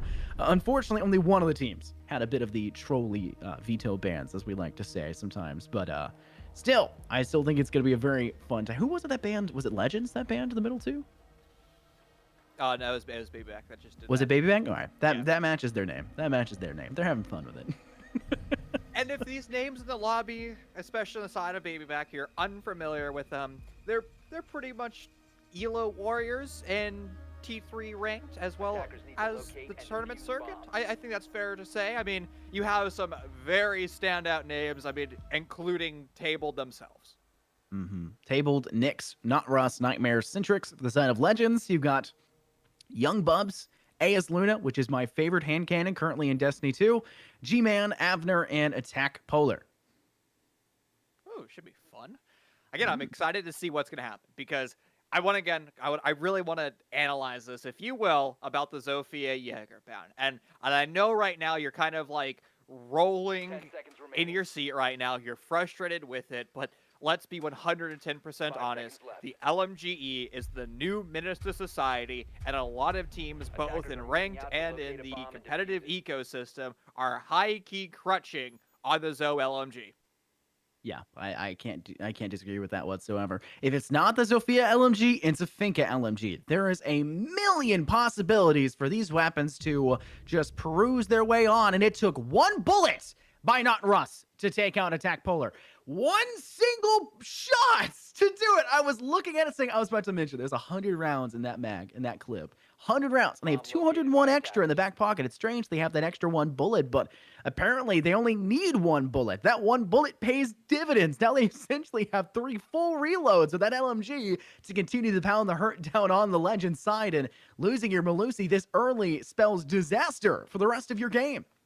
Yeah, especially when Baby Back Boys are pretty much already in the threshold of the bomb site. I mean, they're here the first 50 seconds, and now they're continuing their artillery barrage from below, while simultaneously they're pushing the site at the same time. It's a very difficult position for Legends to be in, but Luna's good spot with a 1.5 times sign. They're calm, cool, and collected. They realize that Baby Back Boys are trying to be hyper-aggressive, and one of the ways of shutting down an aggressive roster like Triple B is to play those long angles and force them to be over-aggressive. Nice nade tossed out. Doesn't really find as much impact as you necessarily would have thought, but it still gets the kill eventually. It was cooked for quite a while. I'm actually shocked it managed to stay for that long, and it really flushes out the player holding near that bathroom door. Not only that, but it also creates a bit more space. Notice G-Man from down below, playing with the Vigil, playing stealthy, a drone watching from behind, and that really is a Baby Back Boys kind of play. When you kind of play around the T3 amateur scene, you kind of get a good experience for what a lot of players want to bring to the table. If you snuff out there's a Vigil early, you know that flank must come through. And notice the last 2 players for Legends are their roamers. It's a Oryx, my favorite operator in the game, besides maybe Ying and or Caviera, and Vigil.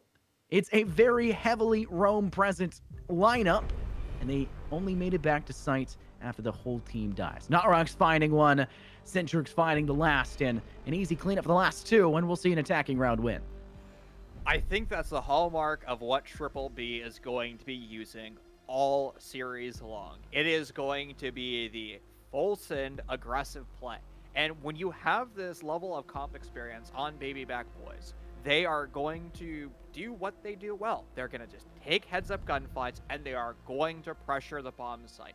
And what a lot of teams don't realize is you can force a lot of errors by pressuring. Now, unfortunately, I don't really know a lot of ball sports. I can't really give a lot of analogies to traditional sports, but I'm going to make a race car analogy for the F1 fans. It's like being behind somebody, you're flooding their mirrors, and they spin off track because you're just pressuring them so dang much. That's exactly what Baby Back Boys are trying to do. Well, unfortunately, I think we'll need a bit of a rehost here as Nyx's game is frozen and the player disconnected, and lots of problems.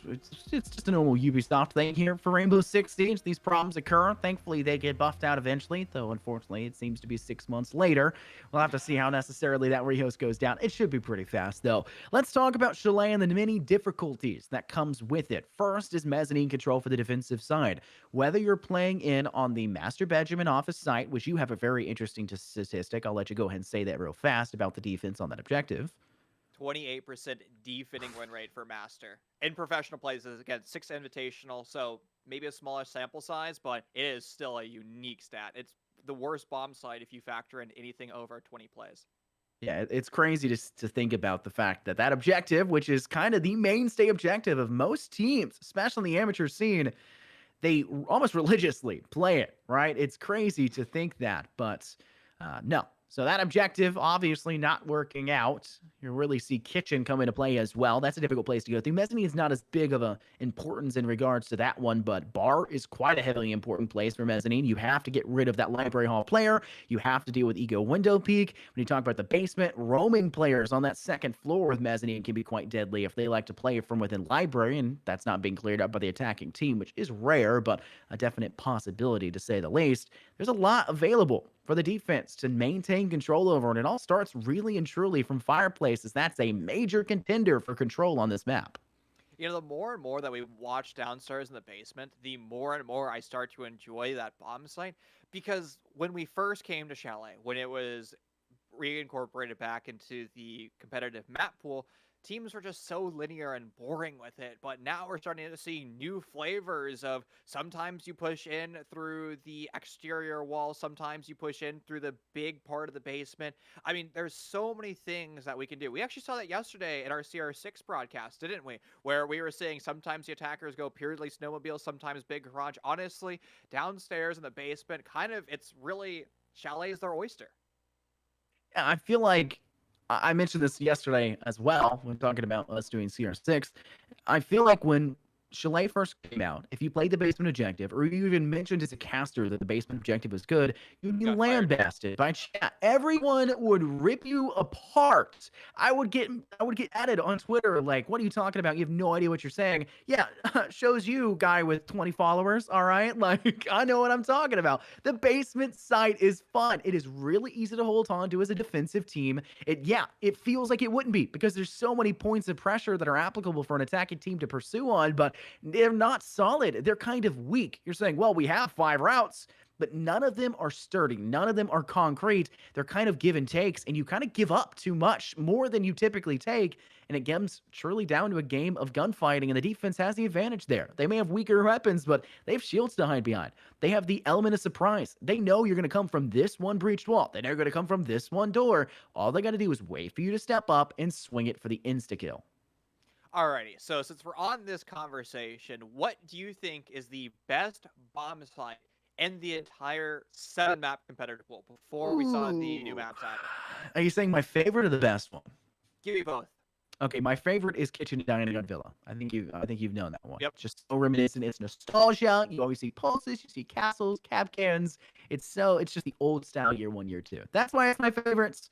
Now, in regards to what is the best, I would darn near have to put up Oregon's second floor objective onto it. I feel like there's multiple avenues, but there's really only 2 strong ones that you can take. But there's still viability for that. And with the fact the defense does have a major advantage for us, I feel like it's probably the most even objective we can think of.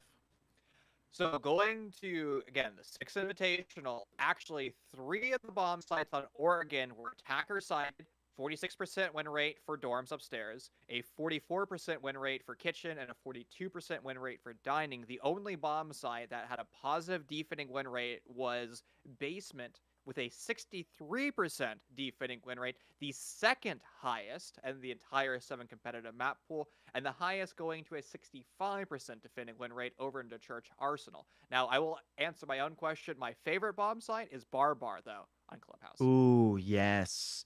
Bar is really nice. I really like Coastline's objectives a lot because in Kitchen, Penthouse. Penthouse is fun. Penthouse, but nobody plays Penthouse. Nobody They plays do Penthouse. now. They're playing Not it as more much though. now. Yeah, but it's not trickle down. The trickle down stratonomics of R6 amateur scene has not gone far enough, right? So the And it collegiate won't. players, it won't. Yeah, collegiate players aren't comfortable with it. The amateur scene at T3 is not comfortable with it. Even CL isn't really comfortable with it just yet. And it really just seems to be a strategy that only the best of the best, the cream of the crop, are really bringing into the table. So can really count it? I mean, you can say the same thing for Cafe with mining, right? Pro teams sometimes utilize it. I've seen some collegiate teams kind of touch it a little bit, but truly, it's a good objective, but it's not an objective for everybody. So it kind of becomes a niche choice, and that's kind of a problem with a lot of tertiary choices on a lot of maps. Well, since you brought it up, mining and dining has a 54% defending win rate. Technically the best on Cafe, but it also has the lowest play of Yeah. 35 out of the 312 rounds played. So I don't know how statistically viable we consider it. Again, super small Sample sample size. size. Everyone, Yeah. anyone take AP statistics back in high school? Yep. Yep, that's how you do it. It's not a large enough sample size. I think it would need to be about like what 80 to be considered within that size of group. Like they would have to have a certain amount. But Well, I was not a math person. You are though. I am. So 80 actually is selected. So the next most played. Oh, hello. We're back, by the way. So 80 rounds were played on Kitchen Service, which was technically the best of the bomb sites if you discount mining and dining. And I love stats, but I love referencing these statistics because, again, while we are currently in the amateur ecosystem, it is a good litmus test for kind of what we can expect and what we could expect. Because let's be honest, both semi-professional, CL, collegiate, and the amateur ecosystems, they copy and paste, if you will, what the pros are Yeah. doing. It really does come down to I cracked the joke of trickle down stratonomics. That's definitely what it Yep. is, right? It's a lot of reusing, rehashing the same things over and over again, and it really starts at the top level. And you see the same thing in a lot of esports. Valorant's the same way. The only esport I can think of where you don't see that kind of trickling down is maybe League and maybe CS, because in CS the strategies just come down to the basic play the game mode. It's different in Val because of the expenditure of abilities that changes the game on a base level. And then for League of Legends, it's the fact of the matter is the skill level difference just makes it so that the pro strategies aren't viable at any level but the pro, maybe the level right below the pro. But it's definitely the case here for R6 because there are gunners in the T3 scene that are hidden, kind of not known, unaware of their own prowess, so to say. And the second they're old enough, the second they're viable for CL or for NAL, they get picked up quick. They are scouted fast because anything that can change the game, bring fresh blood, new eyes, can be a very influential factor and change the entirety of NAL. I mean, Newers fits exactly that, right? Recently graduated into the 18 plus category and instantaneously promoted to Pro League. Skipped CL altogether, and Newers was considered one of the best entries in the amateur scene. And it's going to be Asian, Ashen, soonly promoted. Gunner, I think, just turned 18 as well. So we're going to see the freshman class in CL and PLB, these just incredibly mechanical players. Yeah, I've casted Pro League talent.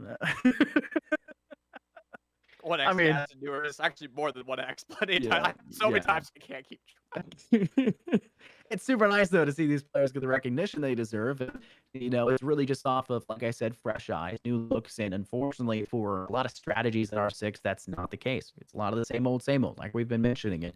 Chile is one of the few maps where there is quite a lot of difference, where there's a disparity between what you see in different styles of play. If your team's a little bit more methodical, then on the defense, garage isn't always the best way to go. You maybe don't want to play the basement side. Maybe you do prefer going to the second floor, or just losing one of the other objectives is not really worth worrying about the second floor because it's a weak objective, like you mentioned. But it just comes down to it. In collegiate, you're going to see second floor. You're going to see master bench of an office. You're going to see it because it is pretty good. It really comes down to what attacking styles are being brought. And there's two main ones you see in collegiate. One of those is big window control and trying to push in towards Solarium. The second is trying to breach the mezzanine hard wall, smoking out of office, and planting behind short wall. That's really the strategies available to you. There's not much beyond it in collegiate, and that's a huge limitation to the game, and that's why defenses can be a little bit harder to get past in that scene. But once you start to utilize the windows out on rafters, once you start to utilize piano window, once you start to take control of bathroom, once you start to push from both directions, work from below as well in kitchen, it basically makes it impossible as a defensive team to stay strong.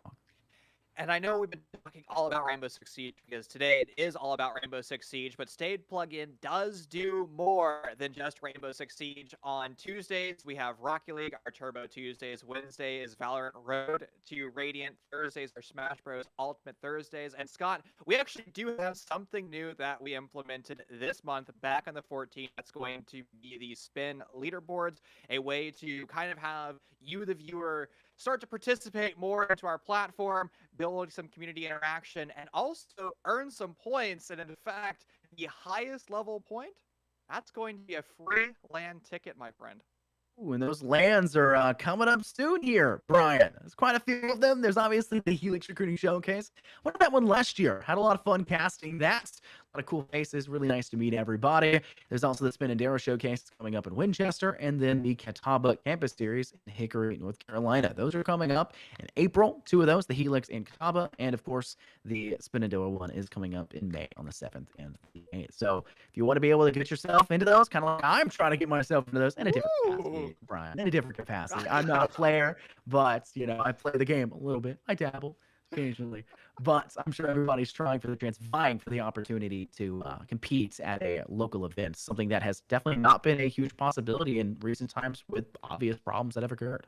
Isn't it so exciting that we're kind of getting back to normal, if you will? We're coming back to the old LAN environments. I'm so excited to see these LANs, and I know there's a ton of collegiate LANs coming up, and again, it's just so cool to be seeing the community who's been cooped up inside for a couple years now able to say hi to each other, because at the end of the day, really, Scott, the reason why we're here is because we adore the community.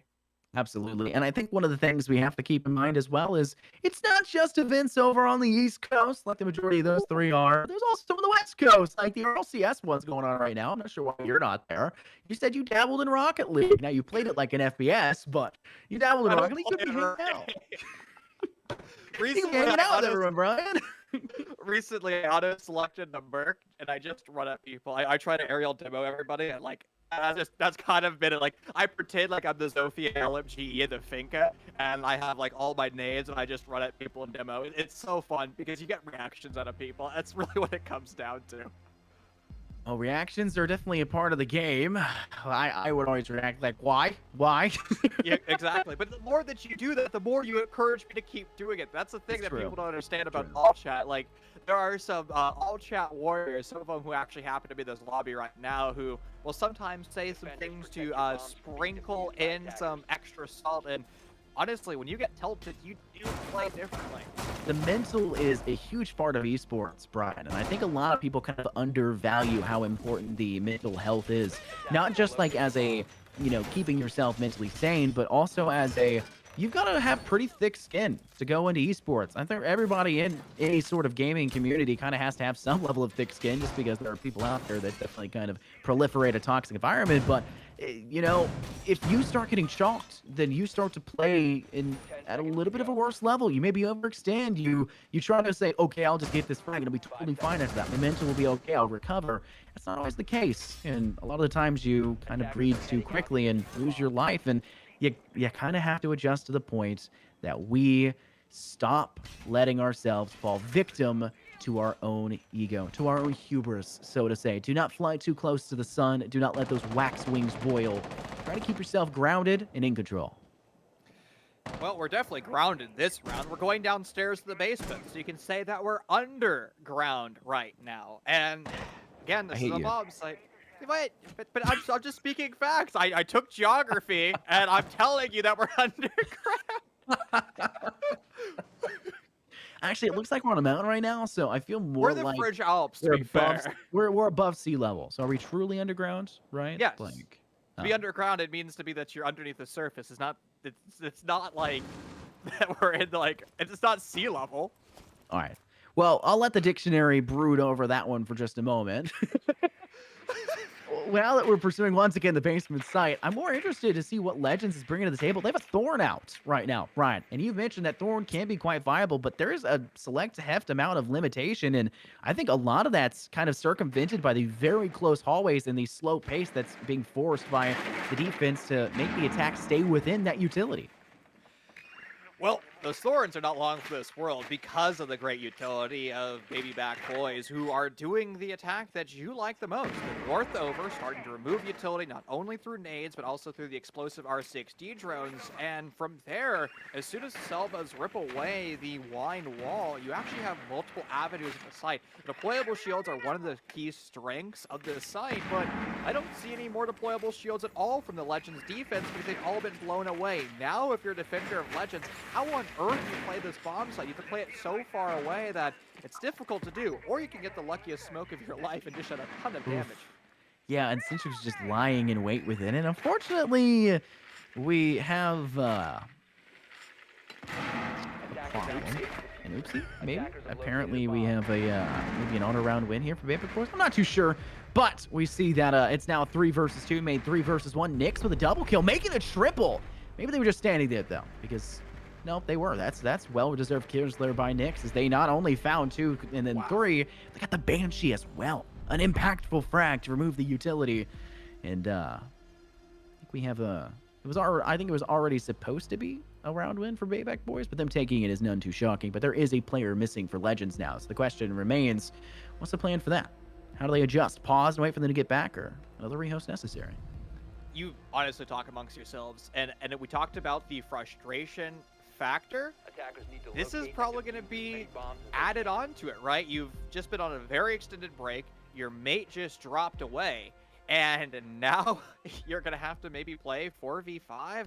It's not a real comfortable position, but you know what is a comfortable position? Seeing your beautiful face again. Cease. Oh my goodness. We're having a fun time. That's what matters. I'm hoping the players will eventually start to have their fun time. I know things can be bad. You mentioned taking constant breaks. It's hard to get momentum behind you. And that's really what it comes Truly. down to.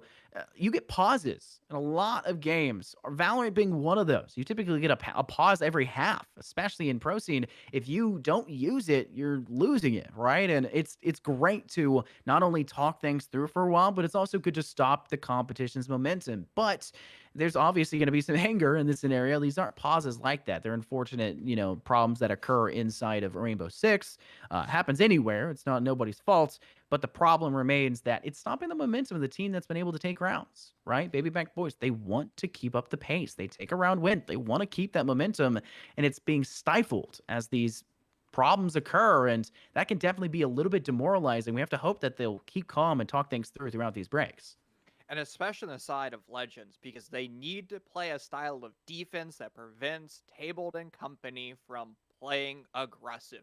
Because baby back boys want to be hyper aggressive 24/7, 7 days a week. They are going to be flying into the bomb site. And I'm actually surprised that we're seeing that much utility usage from them, but they're using that utility to take more map control and keep those gun barrels alive, constantly clicking heads. While I know you're not a Thorin fan, I think there's a time and place for her, not necessarily for like a cap kit as get kills, but for an extra early warning detection device. Plus, she brings a deployable shield, and that's something that honestly we can't overlook. I feel like for the basement, though, the complication is with the fact that you know where they're coming from. You True. do. Like as an audio device, as an oral listening audio cue, it's not really necessary. The shield's about the only reason you would bring it. So I feel like maybe Thorn's not the best play in the basement. Thorn can be played probably any of the other sides. In fact, I would recommend it on any of the other sides if Thorn is loud and you can play it in a league. Go ahead and utilize it. But It just doesn't make as much sense in the basement site where it's really obvious where they're coming from. And one of the only areas I would value it being placed are maybe on Blue Hall stairs when you're trying to watch that blue elbow and you don't necessarily want to peek it. Get the audio cue from that utility on stairwell instead and try to use that as a way to facilitate a refrag back, a quick peek, and be able to take off that attacking, approaching player's head. And I mean, if we're talking about the deployable shield game, who would you rather bring, Scott? You can, Smoke was already in play. You can bring an Alibi. You can bring an Ella. You can bring a Lord Tachanka. And honestly, the latter might be the most interesting. I mean, if you need to waste time and you have somebody flying at you like Baby Back Boys, Lord Tachanka and Smoke might be able to waste plenty of time. I feel like Smoke's a solid choice. I feel like maybe putting one of your roamers on Alibi would be a solid choice as well. One of the reasons, and we touched on this yesterday, so we can kind of retouch on it, that Basement was not wanting to be picked is because people were viewing the attack to have such an advantage, but that was before defending teams started to utilize map control to their advantage in flanking in towards that main stairwell. They love to catch them off guard in Basement Hall, and that is the most important strategy on the defense to catch the attack unawares, and that's why a lot of attacking teams really like using track stingers and or air jabs in that direction. But even then, it's such a short stairwell. You can shoot it and instantly turn, and then it becomes an easier gunfight for you on the prowl than it is for them to quick flick over and get the refrag instead. So I would say an Alibi. Have one of your roamers put down the shield. They're assisting. Even if they were to die early, they're still assisting and facilitating a strong defense because their utility expenditure is steadfast, on-site, readily available. And since, my humor is terrible, I'm going to make the same joke I made yesterday. If you told any Pro League players from year one when Chalet was a thing, saying that you could effectively and efficiently roam on Chalet, they would say that you're lying and stop the cap. Yeah. Yeah. I mean, it's just the way the game changes, right? Year one's an entirely different beast to year 35. It feels like we're on at this True. point, right? And wow, we went from players who put really hard walls on things and players who occasionally looked at somebody's heartbeat to players that feel like they now pull out a satellite and can crash into the earth and they have technology that looks like it's from the year 3035. I mean, it's still strange to see viability from those year one operators. Power creep is a major problem in esports in general, and it definitely plagues Valorant to a degree, and it did plague R6 for a while, but I'll give Ubisoft full credit. There are still so many viable older operators that are on the board, and I'm talking about age. Kaid has always been viable when he came out, but I'm talking about old as in the year they came out and were released in that are still viable. And that power creep is not as readily apparent, and it almost feels like some of the more recent operators we had don't have that much viability, like Thorn, who's kind of viewed negatively. Osa people were scared of them when they came out, but now Osa's not really played as much as they could be, and finally, the last one is definitely going to get played, but more than likely banned away. And I think what you're alluding to is Ubi has constantly done a good job of making sure there's a time and place for every single operator in game. I think you'd be hard pressed to tell me that every operator does not have a time and place. Like I can make an argument for each and every single one of these characters being viable given a certain scenario set, right? Like there's always going to be a time and place to incorporate them in. There's always going to be a time and place where a certain operator is going to be better. Like people talk about Lord Tachanka versus Smoke all the time. And people are like, oh, Smoke is 110% better. Not always. There are some nasty angles. Back when Consulate was in the play, in the map pool, you could prone from Lord Tachanka from a perfectly safe position, either from Cafe downstairs on Chalet or in from security. Never expose yourself and permanently deny default plant for well over a minute. Something that a smoke toxic gas canister could never do. Anything you can do, I could do differently but better, as some Yep. would say. It's definitely really been the case. In Valorant, I hate always having to allude to another esport, but it's great to kind of see where the health of your esport is in comparison to others. And for Valorant, everyone has their set roles, and you can kind of fill those roles pretty well. Duelist, Initiator, Sentinels, you're talking about what their job is meant to be, but some people stick out of that. You talk about Chambers, kind of more like a duelist in a lot of ways. Doesn't really fill their role that well. Skyak can initiate, but truly they are kind of more of another duelist option if you have lost that early player. And it's the same way for R6. There's entries that weren't necessarily made to be entries, but have kind of fallen into that role. But everyone has viability. There's very few. I could maybe pick 3 out of a hat inside of R6 that I would look at and say I would never see them. Rook would probably be one of them. right? We We obviously saw it sub earlier. already? But, like, talking about the viability, you just don't see Rook in a normal competitive scene. And it's the same thing with Doc, especially with Thunderbird's choice coming out. That's why Ubisoft will eventually probably make adjustments to older operators. They do it all the time. They balance around it. Like Finka, she's going to get nerfed. She's going to suck next. I guarantee it, right? They're going to overtune her, and they're going to have to readjust her back. And it's just the name of the game for R6. It's an ever-changing meta, but honestly, it doesn't feel like the meta changes as much as you would expect it to with the major operator differences. But hear me out. How do you let's go to Villa, for example. Okay. How do you deal with 3 sets of grenades? Do you let's say that you're playing in planes and games or in trophy. How do you deal with those nades? Do you expand your defense downstairs, leave yourself vulnerable to a rush? Do you stack upstairs and go for more of a traditional? Because you're always going to have a weakness. There could be a very good argument to bring both Doc and Rook. Rook will prevent you from dying from the onslaught of grenades from below. Doc will be able to allow you to heal after the fact. And if you're going against 3 sets of grenades, the only operators in game that will guarantee you taking 2 grenades is both Doc and Rook. So there might be a time and place for them to kind of reemerge as superhumans, because you can't do that with a Thunderbird because their utility will simply just die to the grenades. And now, since you can't overheal, you're going to either die or go DBNO, and you're still going to be in a bad spot. So again, Doc and Rook, the only ones capable of currently guaranteeing your safety from 2 grenades from below. Now, there are definitely counterplays on the map of Villa for that. Typically, you stack your ADSs near lamp where you're talking about top of main stairs. I'm talking about from And below, like we saw at SI. yes, Like, yes. What I'm saying is there's ways to counter it. You put your ADSs towards stairwell and you leave a player there. They're safe from nades then, right? Because they can't be True. naded from below if they're on staircase. 2, you put a player and you stand them on top of billiards. They're safe from nades there. You can do the same thing with map, though it's harder to do, and you can put a player in vault. That's 4 players now that are safe, and you typically will have that last player extending really far to astronomy. The way to counter the nades in that map is by being in locations that are harder to nade, which means that just with a slight adjustment to your playstyle, you don't need Rook, and you can use a more viable operator. And that's one of the reasons why I love R6. Adjustments can be made according to the operator choice you have, and that's why strat books. There was somebody, I went to the Purdue Invitational not too long ago with a bunch of other people that we work with here at Brian, and one of the things that got left there on a table was somebody's strat book, and I stole it. I took it because everyone had already left, and it was like 1 a.m. So it was the last day. We had to clean everything anyways. I was like, I love the strats in this. So I took pictures of everything, and I have studied that because I'm looking at this like, I love whoever this was. I don't know who team it was, but they had a genius brain thinking about every breakdown of things, what they were doing with certain operator picks, who they were facing and selecting. And it was so interesting to see the mind of a player, and that's something you don't always get to experience as a caster or as a viewer. what was going on over by the solar stairs? There were some odd shenanigans taking place, almost like Baby Back Boys was starting to run up the solar stairs. Actually, they certainly were if we look at the positioning of Nomad here. It's starting to look like the exact same attack we saw moments ago, the last time this bomb site was brought out, back in round number 1. Diffuser's going down, and Pixar and G-Man forced to do almost the practical impossible, shutting down 4 attackers that own almost the entire top floor, and they're unable to even leave the cubbies that they're hiding in. What a strong and swift attack from Triple B.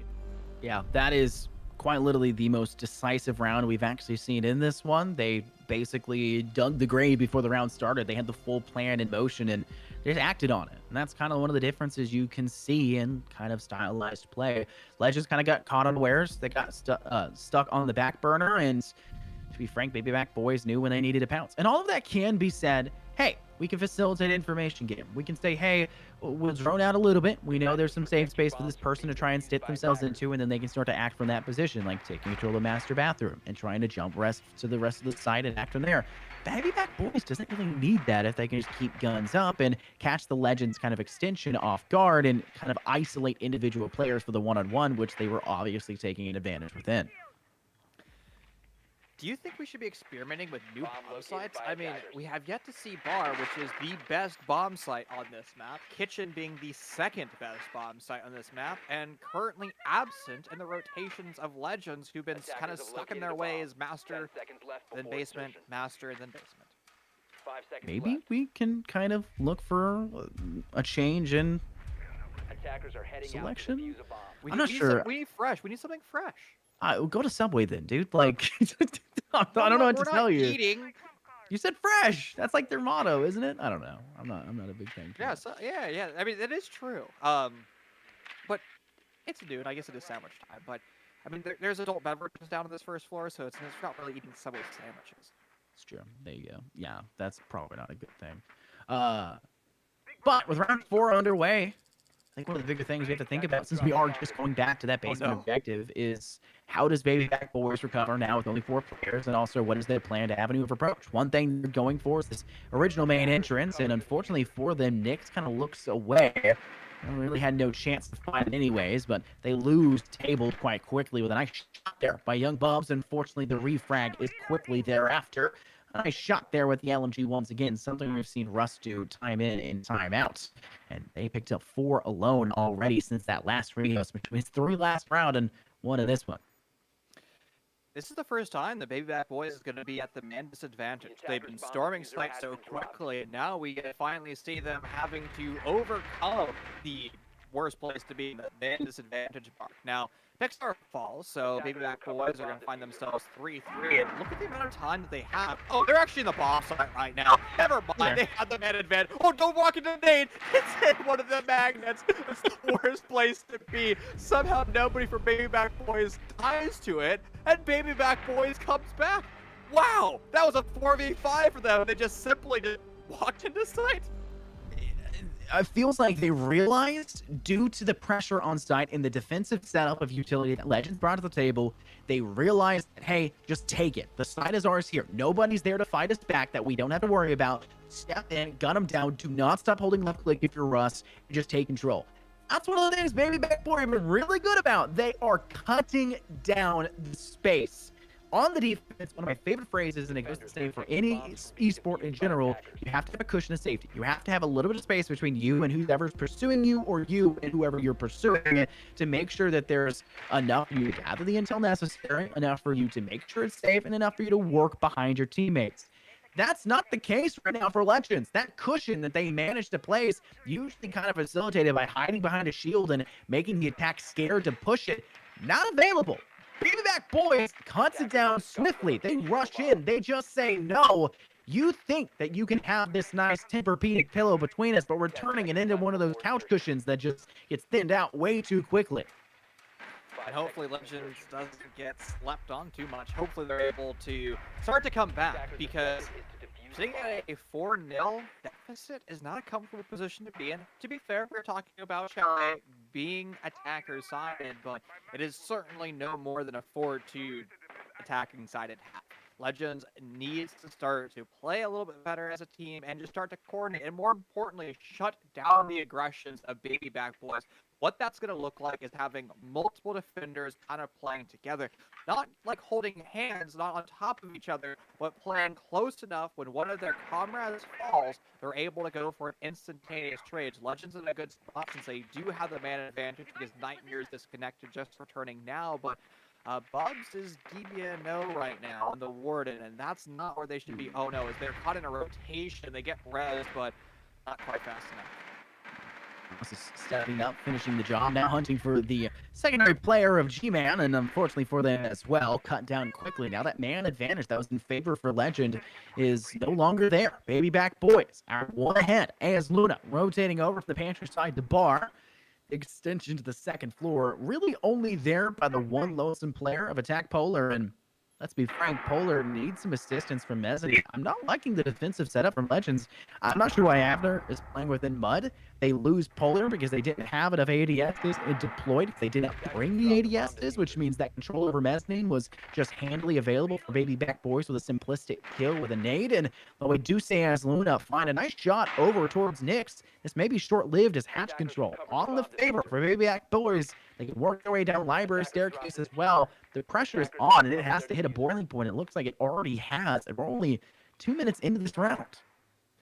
Baby Back Boys, plenty of time and plenty of utility, particularly drones. 50% of them still available to them to the final third of this round, and Everybody's more or less on drones. They're gathering information, but what about Frost lurking over in Mudroom? If they're left undroned, their ability to kind of sit with their back against the wall and potentially have members of Baby Back Boys walk past them might be enough to change the course of the round. Aya's Luna, a beautiful shot, but they get traded instantly. The Mudroom player misses their shots.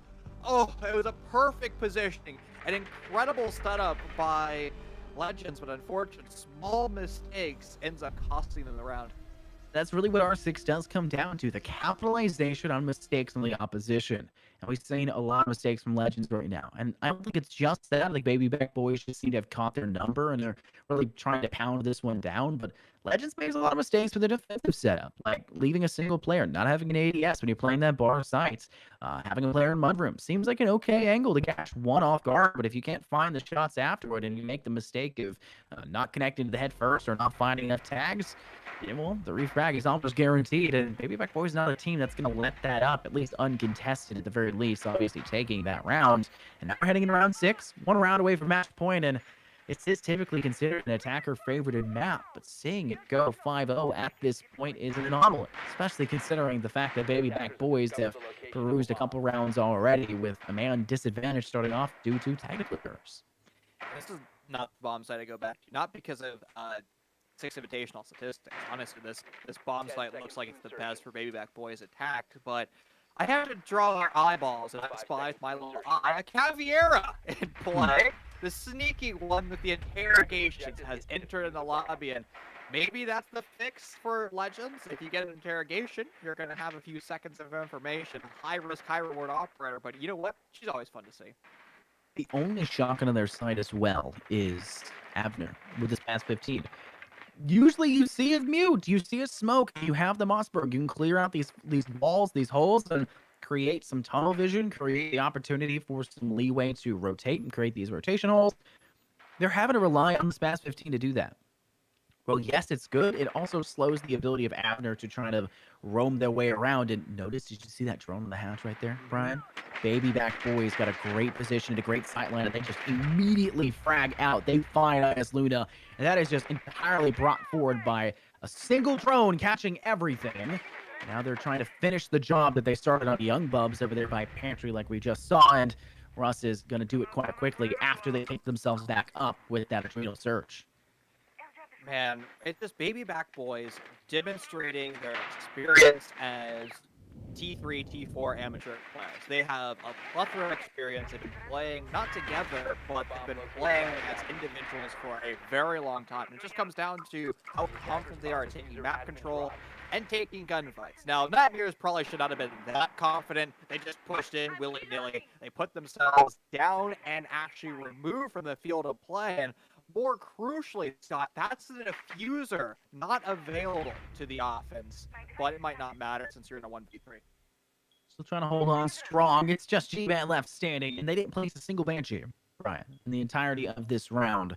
And didn't place the bulletproof camera either, hoping that just their gun skill could carry them through to the victory. And unfortunately, from the looks of things, Baby Back Boys are looking to deny that, as it's has trickled down to the 3-on-1, and with only 60 seconds remaining on the clock. That's a minute worth of time that Baby Back Boys can elude around, and instead they'll just plant the diffuser, force the time constraint into their favor by now forcing G-Man to go on the attack. Flashes will be sent, the Retinas are in danger, but it'll be finished off instead by Centrix, who gets the job done.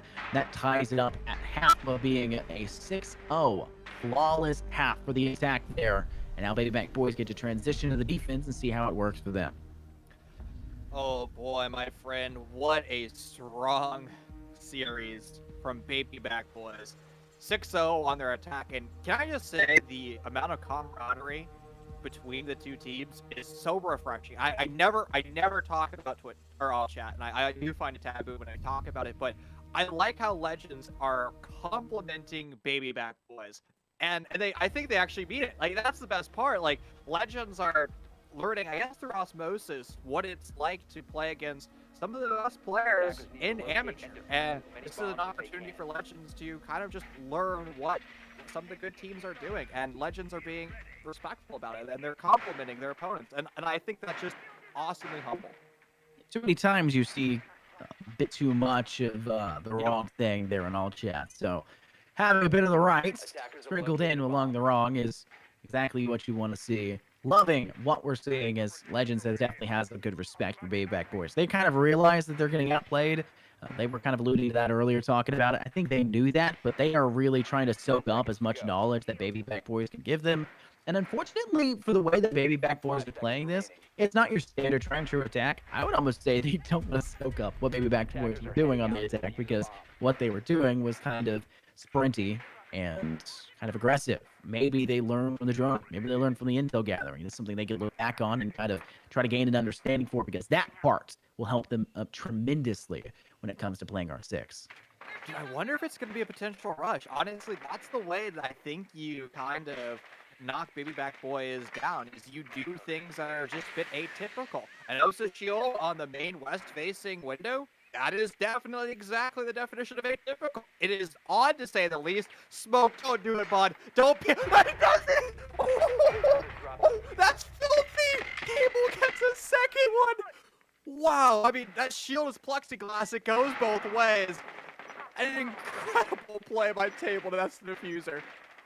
That's control now handed on a silver platter to the Baby Back Boys defense, and Ross has an outlook angle to try and help the teammate of Tabled out. A toxic Bay will be sent upwards towards Library, just trying to keep them at bay, but unfortunately Table gets a little bit too close to the left side, or to the right side, I guess, to the northern edge of that Osa shield, and unfortunately bites the bullet. Next will be the second one to go down. And DB no, not yet finished though, by the Legends side. Doing a fairly good job of keeping him up for now, but eventually the job will be completed, and I believe that's actually the player of Young Bubs to go for. Rust playing mezzanine. That's that fireplace position I was talking about previously on mezzanine. If you control this, you basically dictate the entire tempo of the southwest transition of the attacking side, and it takes a lot to remove that. Usually nades, and guess what they don't have anymore here, Brian? I'm guessing they don't have any of the HEs anymore. Sad place to be. I mean, they only brought one, so you're not quite going the full round of Baby Back Boys bringing 3 sets. I mean, again, that's quite common if we look at professional play. I mean, nades are currently the thing to take map control and remove and soften up the defense. Not yet in the pocket of Legends. They had other throwables. The Candela is no longer available, so you're gonna have to just take these heads-up gunfights. To be fair, there were some low HP players of Baby Back Boys, and Legends starting to heat up. They rectified their mistakes. They own the man advantage. Their next step, though, is retrieving the diffuser. Vertical's not going to pay them that much dividends because you're not able to actually open much up, but yet continue to win their gunfights, and they're doing exactly that. Young Bubs has found 3 in this round alone, seemingly the life of the side of Legends. Now it's only Centrix left standing. They're 5-0, have not yet been felt since that last rehost we had go through. And they're going to have to kind of test their limit here, because they're facing off 3 total players. They managed to cut down AS Luna, making it 2. Nice shot opportunity to 1 more to make it another, but unfortunately the finish goes down, and a really solid round there by Legends to recover in a triumphant way. First attacking round, and it's a success. They were so unpredictable after the death of their 2 players on the shotgun run. That was well done to Legends. Honestly, that is very difficult to do. You just went 6-0 on your defending half. You get smoked off the rip by a shotgun, and you just simply play together as a team. You stayed focused and you stayed motivated. Honestly, what we saw from Legends, I can't say this enough. It is so difficult to do. Attackers I'm need to honestly locate and shocked defuse at as many bombs as they can. the fact that the mental is still positive for Legends. Not to go back to them and hang out and all chat and everything, but they're having fun. And I think that's probably the most important fact. Collegiate isn't it for everybody, working in and playing at the level, right? In a competitive environment, having a team, but it is fun. Do you know I played on a collegiate team for a while, Brian? Did you actually? I didn't know did that. actually for 2 weeks. It was a lot of fun. Unfortunately, the team disbanded because a lot of the people didn't show up to practices. But it was a lot of fun. I genuinely enjoyed those 2 weeks. We only got to have a couple scrims. 10 seconds left. It's not for everybody, because not everybody enjoys that kind of super competitive environment. 5 It's seconds to really fun to insertion. hang out and to learn these things from other players and meet a ton of people and Attackers have that objective is to experience. locate a And bomb I think and that's one of the defuse great things about Spin, being able to give the younger audience the chance to do that and to showcase prowess and to carry them to college, so to say, to allude to what we're doing right now. I think that's such a nice thing to have, and Legends are having fun with it. And that's something I'd be looking for as a collegiate program at least players that enjoy the game. Even if you're not looking for everyone to carry you through anything, at least have some fun. Scott, do you read my mind? No. I was about to talk about Spin and how they built this beautiful community, but you've already done that, so I'm going to let that be. And I'm going to add one more extra flavor to it. The reason why you play Collegiate is to be part of a community. And that's simply what it comes down to. And that's why I kind of got away from casting proper T3 to be more on the Collegiate side, because I just love the community that all the TOs in Collegiate have worked tirelessly to build. And it's hard to build such a loving community that we've had, and that we currently do have. Well, I think it's time to wander back into the game for just a smidge of a second, Scott, because I see a mountain. One season. A smidge of a second, you're really kind of cutting Legends short right now. I mean, they're lasted for easily more than 10 seconds since you stated that. Maybe back boys have not yet set down this one, but the mountain falls.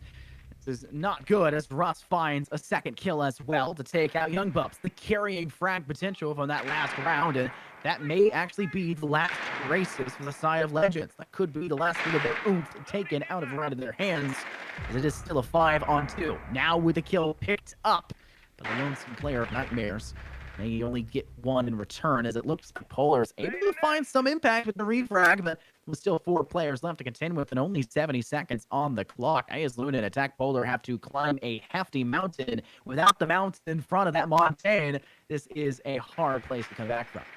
To steal one of your favorite talking points, I don't see any more grenades from Legends, and the lack of utility, especially with the control from underneath for Legends on that mid floor, you're not going to be able to really do a lot of vertical. To be fair, you do have the Ash breaching launcher, so if you place it in the right spot, you might be able to remove a strong fighting position, especially if one of the tables deployable shields are stuck on a soft floor. Most likely going to be over in piano, guessing by the way that table likes to play, but Legends, they still have a lot to overcome, and they're still playing on the first floor with something. Yeah, they have to start moving it quite quickly as they'll book themselves up the corner stairwell. Trophy control not really theirs either. There's pressure applied where Hatch just was inside kitchen. Oh, we'll try to work through the master bathroom. They have to step up quickly though, and they don't even have the diffuser right now. Gotta be able to step quickly forward. They have to go for the frags. They manage to find one, but they lose their teammate in return, and that will in fact be all she wrote. Now clouded within the toxic babe, and you will in fact see Baby Back Boys taking the W, not in a completely flawless fashion, but a very fun game, and one that I'm sure both sides got to enjoy. And Legends was playing against very seasoned veterans. And honestly, I really hope they depart this tournament today with their heads held high. The one round that they won was incredible. The way that they came together as a team was brilliant. And to be able to do that against the seasoned veterans of Baby Back Boys is difficult to do. I promise you that. So great on them. And also have to say, just the camaraderie and the community that was demonstrated in all chat was beyond refreshing to see. So I really hope that we see Legends in future spin events, because I think they have a bright future. They just have a small things that they need to work on, and from there they could hang with Triple B at some point. I mean, Young Bumps is a bit of a gunner himself, though. Maybe keep that in mind. If a collegiate team does need some gunners, keep them in mind for that. But that is that game done and dusted. We'll have another game coming up pretty quickly, though. I think that we managed to get the last one done fairly well. We've had a lot of Rio, so we've kind of mastered the idea of getting players into lobbies. So hopefully this next break won't take too long. Stay tuned for more Carry to College here at Spin. My name's Infernosis, joined by Chief. We'll see you guys in a few short minutes.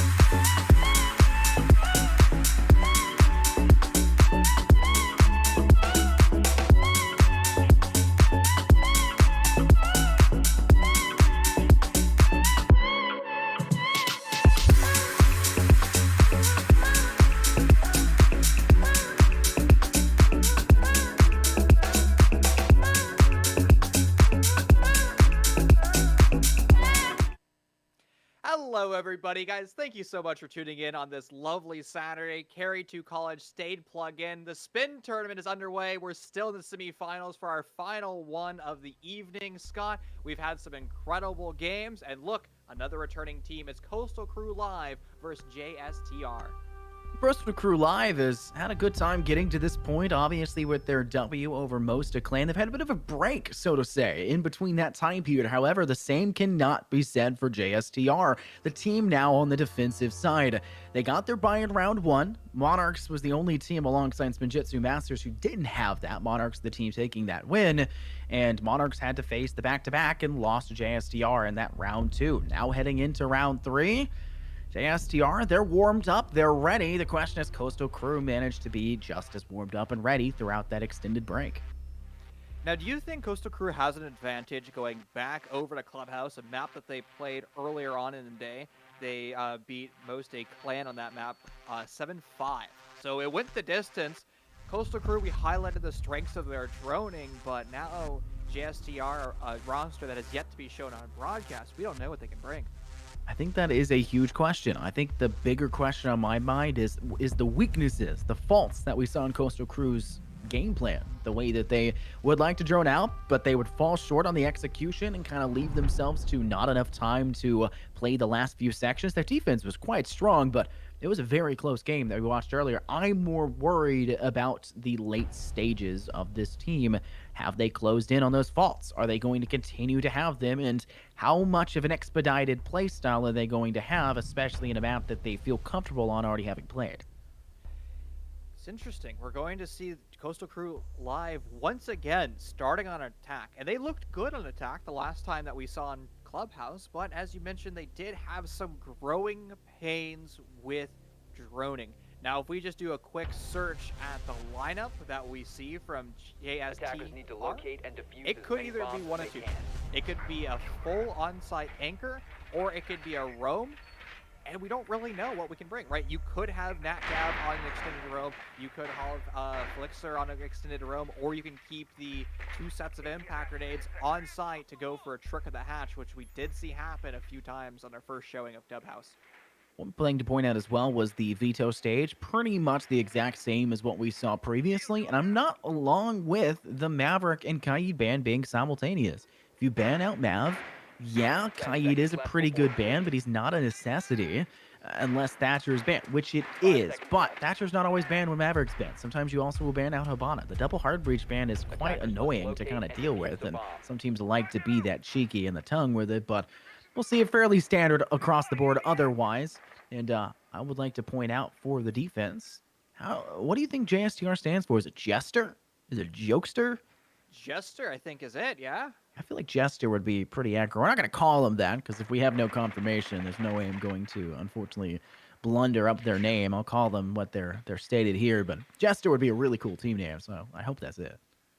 Well, hopefully there's no excess jokes from them today. Hopefully they're just clean cut and dry, and hopefully they are able to, well, carry themselves over to the grand final here in Spin. I mean, that would be the ultimate goal, but they're going to have to topple one of their best opponents of the day, Coastal Crew Live, who's already started their map control. They're already starting to drone, and you know, we're kind of debating on whether or not it was going to be a more anchor style play. It's an absolute anchor style play from JSTR, and well, the odd pick of the Pulse actually bears some fruits as the Nitro Cell Denial from underneath finds a very precious operator. Goodbye, Habana.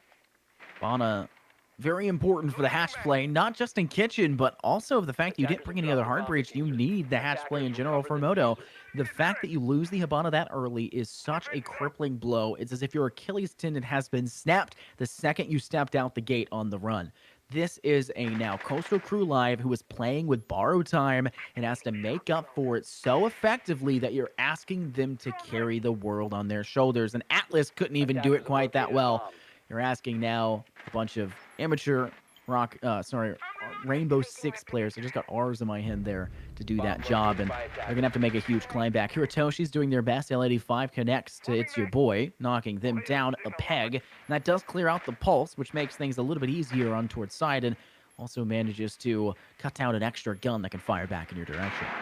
2 stairwells being occupied by Coastal Crew Live, trying to go down the blue and main stairs, but That could have been a flank from the central stairs dealing with the pressure of Coastal Live, who need to start to expedite their push, start to move a little bit faster. Relocation of Coastal Crew Live over into the oil pit section and the secret stairs. That can start to turn into a fatal funnel. But JSTR, they're still doing their diligence, and they're still kind of thinking that the push could come from the central stairs because just our Coastal Crew Live was in that sector of the map, but they are no longer, and they're actually now being monitored by the bulletproof camera in the blue.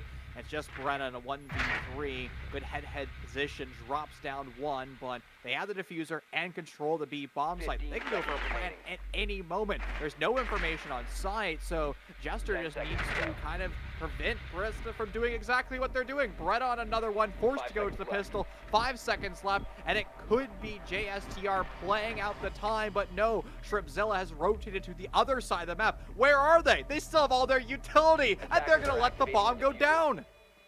Oh no, Shrimzilla's playing now for Moto, steps through door, pre-spray, and Beretta comes out on top with the F2.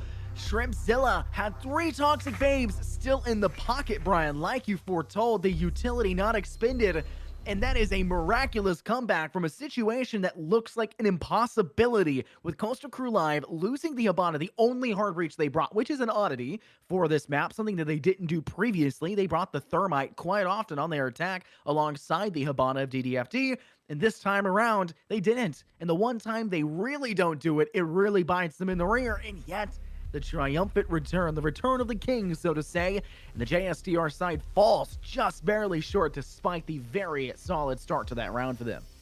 Man, you remove the Hibana with the Nitra cell, and you're unable to win the round. 0 hard breaching done by Coastal Crew Live.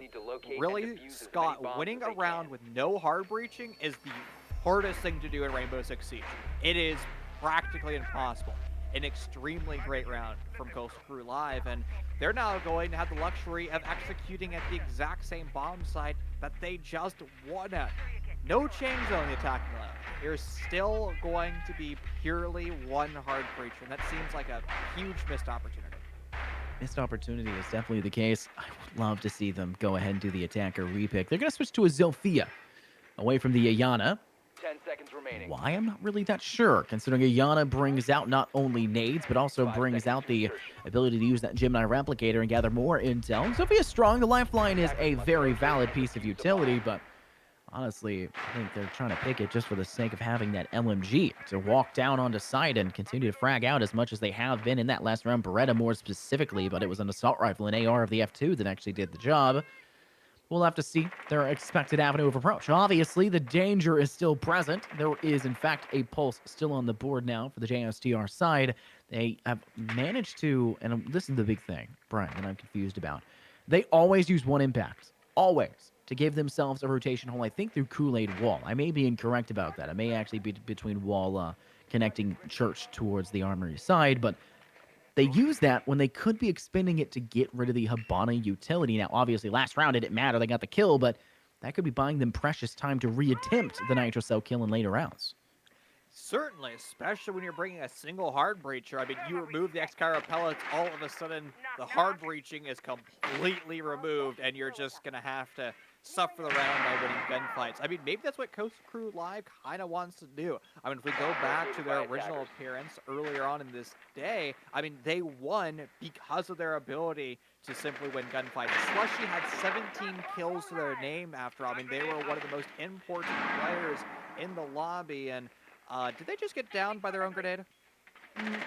I don't think so. Looked I think they like got shot from below by Flixer. I think the nade dropped, but it was quite close. I think they got hurt from it after the DBNO, though. Fair enough. Well, that's just not the place that you want to be. Oh no, don't let him heat up. Look who just found the opening kill. It's Slushy, their first kill of this map, and well, they're doing an excellent job of being quite a threat to the JSTR defense. Didn't they have 17 kills by the end of the last game? The player that was definitely at the forefront of the Coastal Crew Live side. Yeah, the last thing you want is to let them heat up, to let them get that momentum, the pacing, the boon of frag potential. Right now for JSTR, with the round deficit already on their side, it is a game of... It does stand for Jester. We are actually correct. Thank you very much for checking that with us, Spin. It is Jester. Let's call him that. That's such a cool name. Great flank by Slushy, and the nade actually gets a good bounce on it. It's your boy behind the mainstay hiding place. Slushy now on site, full control towards the B objective. Just needs to swing towards Church. Ziv gets a great refrag back, though. Slushy is now no longer being able to contest. Ziv will swing for Moto. Unfortunately, turns at the wrong moment, but Hirotoshi fails to find the impact necessary. He'll have to re-swing with the pistol, but DDFD kill steals or kill secures, however you want to phrase it. It leaves just Shrimpzilla left standing. Roni in hand tries to spray down Hirotoshi, now both at about 15 HP, but once again the pistol is pulled out, and Hirotoshi finally finds the impact necessary, putting their name on the kill feed. Slushy, more like Flashy, and they just simply walked into the bomb site. They didn't even need the grenade. That was just insult to injury for Jester. I mean, well done to the attacking team to be able to just storm the bomb site. And right now, Scott, Jester doesn't seem to be really minding their P's and Q's, not dotting their I's, not crossing their T's, and they're just simply not monitoring all of the points in which Coastal Crew Live can execute from. Jester is too passive in their bomb site, and it's giving way too much flexibility to Coastal Crew Live. I mean, it was a full turtle defense. Coastal has absolute map authority in the first 45 seconds, and from there, they're able to leverage all the stairwells, all the insertion points, and keep Jester on their toes. I love you alluding to the term there of flexibility and just what that truly means in R6. It's not just about being flexible, it's almost a game of mental gymnastics. You take small victories, and those add up. Finding the first frag, not losing your Habana at the very beginning, having more than one avenue of approach, opening those outlooks to step through, having Slushy heat up at the first frag, giving you an advantage. All of those are victories that start to add up, and you start to collect them. Then you start to get some pace behind you. You have managed to create enough space to then push yourself towards and then take control over. Notice how fast they took that armory objective. Jester could not hold on because they lost the 2 players they left on that site because they clustered together and fell victim to the player of Slushy, who not only fragged with the LMG for 2 in that round, but connected with the nade kill off of a bounce from corner armory pocket.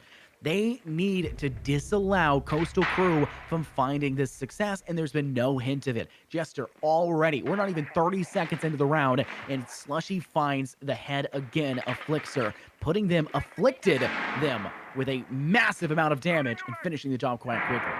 And flexibility on this bomb site is going to look like a team that can push from multiple angles simultaneously and multiple different angles based on the needs of the round. You're going to open up the plat wall, but the flexibility element comes in. Are you going to do a Rod's Raptors take? Are you going to do a construction overtake? Are you just going to do a big opening take of the plat wall? And right now, Coastal Crew Live has the ability of doing every single one of those plays, whatever flavor that they like. They're electing to go from the rafters side, and they're doing wonders right now. Nat Gav, Devianode, finished off by the grenade from below. A return Nitrocell's not going to find its mark. Jester in a very bad position. They're currently caged. Animals are back against the wall. Shrimpzilla's been in a clutch scenario before, and they're going to be forced to go big. Shotgun finds one, but unable to break down the remainder of a CCL.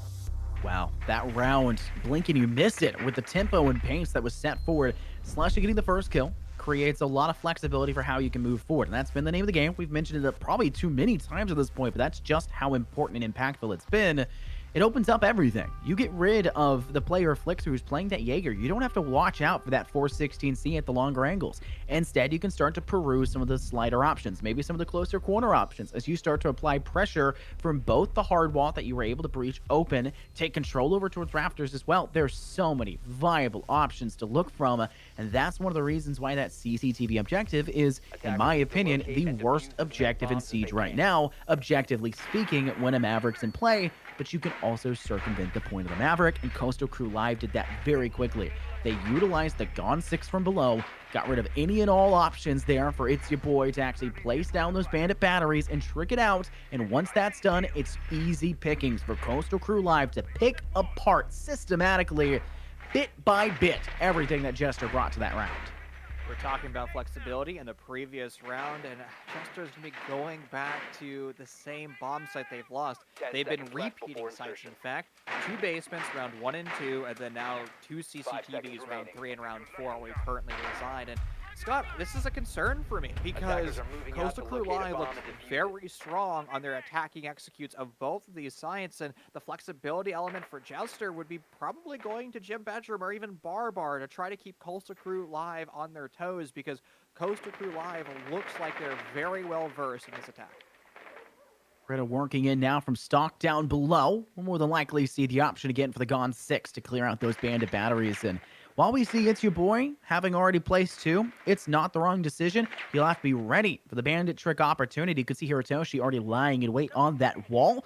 Will take a bit of damage as they preemptively start to place it, but Beretta has the intel. Will clear it quickly, and Hiratoshi can now begin to start placing. Maybe a missed opportunity. No, there in fact isn't. It looks like It's Your Boy got a little bit too scared to go for the trick as well, but he's going to re-step back onto it, re-attempt it, and I believe it will in fact be successful. So 1 exothermic charge expended in mute. As you'll see the side of Jester hold on for a little bit longer, but a nade from below makes it even more difficult, but this is going to once again stop the exothermic charge. Now there's no way we'll see Coastal Crew Live easily break down that CCTV hardwall. They'll have to bring DDFD over, and guess what? No X-Kairos pellets there either. What a brilliant bandit trick for It's Your Boy. Now they're allowed to be gun up. They're now allowed to be flexible and dispatch Nitrocell in any way they want. And truly all eyes over to Coastal Crew Live. What are they going to do? How are they going to overcome their inability to hard breach? I mean, you could still push in through rafters in clear. You're just going to have a very well-timed flashbangs and grenades. I guess you could say there was a well-timed grenade, but it was removing a member of Coastal Crew Live. And the vertical play, it's going to be the undoing of Coastal Crew Live right now. The Fuser's isolated, and they're going to have a huge mission to overcome these odds. Beretta in this 1v3 below 20 HP, and It's Your Boy, not only the bandit tricking master, but able to find multiple kills this round. Wow, the impact is quite important, not just on a baseline level. The fact that not only can you be a utility-based player, you can find impact as an individual, but you can actually do that above and beyond by not just being, oh, I'm the person that places down a bandit battery. Oh, I'm the person that throws the occasional toxic babe. I place mute jammers and then go die off-site. No, you are finding impact as a gunner as well as utility. That is a very impressive margin. We saw that with Coastal Crew Live when we saw Slushy, who could frag out as both sides of the board, but not only that, was able to play defensively with proper utility expenditure, and thankfully for them, they haven't had to deal with Slushy dealing with it on the attack, because all you gotta have is that lifeline. Downstairs the basement we go, my friend. We've seen this bomb site now 3 different times, and it's been Coastal Crew Live just honestly steamrolling and flooding in Attackers need to locate and into the defuse bomb as many site bombs with as they honestly practically zero resistance. So, Scott, I wanted to see something from Jester where they start to create more mini games and they start to bring out strategies to slow down Coastal Crew Live. I mean, that can look like a Thorin, that can look like a Capcan, that can look like even like a Clash. We can even see some of the landmines, maybe from a Legion, but what we need to see Jester do is create strategies that slow down Coastal Crew Live. Now, I listed out a few operators, but honestly, the best way to do so 10 seconds to is stop full site anchoring and play an 5 extended seconds hold. to go. Go upstairs, maybe not to the brutal extent of an SSG Attackers roam, must but locate do and defuse a something where bomb. you force Coastal Crew Live to fight for map control. You mentioned it, but I'll reiterate, the SSG style roam is very strong. And typically you see be like a Mozzie working upstairs, you'll see a mute alongside it, and that's kind of like your mainstay play on the second and third, the first and second floor, to give your defending team a little bit more of a chance to actually contend and actually fight off what the attacker brings to the table. We don't really see that as often, at least in the collegiate scene for some of the lower ranked teams, but I would love to see that here. And Jester obviously trying to have some semblance of success, but as Coastal Crew are very keying in that there is the possibility of that roam, and they're hunting right now, prowling around this floor, probably making their way up to the second floor now to make sure there's no one lying in wait. I don't believe there is anybody anywhere close to the first or second floor right now. I mean, they're all once again going for this anchor, and it's allowing Coastal Crew to have so much flexibility. Let's go back to the rounds that we saw earlier from Mosta Clan. They had huge impact, and it was their ability to roam over by the party side of the map, which is towards the west, and it was their ability to waste time by doing so. And right now, Jester is, again, giving so much flexibility to Coastal Crew, who's now starting their remodel, again, really early in the round. One of the things I've really liked from Coastal Crew is they have changed up their game plan when it comes to clearing this floor. Hirotoshi wasn't able to find very much impact with destroying out and creating the open floor plan. That was such a deciding problem for them, and speak their name and they'll fall as Nat Gaff finds the kill. That was such a problem for Coastal Crew Live when they were pushing this objective. They were trying to clear out the floorboards, they were trying to nade out the shields, and there was typically 2 to 3 shields up for the side that we were casting earlier with them, but it's only one this time. And I think it's actually deep over on the A objective, or maybe B objective. It's not really reachable by the nade utility. Gemini Replicator out. Kinte is unfazed by this and apparently is not firing back. He can't, obviously so, and they really gun it down quite quickly, and it kind of sets the cooldown a little bit further. Beretta with an F2 kill, though. That's time bot, and make matters worse, DDFD from Church Wall utilizing the kill hole effectively. Cut out Ziv, and it sets them up with a man advantage 4-on-3. Boy, Coastal Crew Live in an excellent position, but they are stacking over by Bike, and that's a dangerous place to be, my friend. If there's a Nitro Cell available for Jester, it could be dispatched. No throwable utility other than the smoke toxic gas grenades. We saw them be very passive in the first showing this bomb site, and Shrimpzilla has yet to throw a single toxic gas grenade. But with Felix going kind of nuclear, it might be enough to delay the push, but Shrimpzilla is once again roaming. They did this in the previous showing, back in round number 1, and they're going to go for it again. Missed shots with the SMG-11. It gives away their position, allowing Coastal Crew Live to complete their plan. First round of toxic gas grenades to cut off the line of sight into pipes, but it might not be enough with Coastal Crew Live expanding to the different portion of the map, trying to play the long angles of their nest egg of the diffuser. Zilla pulling the exact angle we saw Coastal Crew Live use just the last time they played the attack on this map. I remember that one quite heavily. It was a nice shot. I think it was actually Slushy who did so. It may have been DDFD when it was a 1-on-2 of themselves. Shrimpzilla, though, has dropped it to a 1-on-1. 15 seconds left on this diffuser, and they attempt to swing back around towards the B side of Armory, and unfortunately, Kinte is ready for it. Cuts them down at one fell swoop and had them locked in the second they stepped out that door. Considering Kool-Aid was not open, there was no way to reopen it. There was no way to apply pressure from the backside. And because it was a 2-on-1 and they didn't transition up to Kitchen Hatch to apply vertical pressure, there wasn't really much Jester could do there. And instead, simply have to take the loss on the chin and play for the next one, hoping for the 4-2 half. But Coastal Crew have been quite steadfast in their approach. I would not be shocked to see it go 5-1. So unfortunate that we're not going to be able to see CCTV again. 1 in round 4, which means it's going to be locked out during this half. So it's going to be Jester forced to decide which bomb site they want to go to. 3 attempts downstairs in the basement was not good enough for them. They weren't able to find victory there. And now they're going to have to decide on which bomb site they want to go for. They're electing to go to Jim's bedroom. Scott, this is the right decision in my book because, again, one of the stronger bomb sites here on this map. And we talked about mixing things up, keeping Coastal Crew Live on their toes. This bomb site is most certainly able to do so.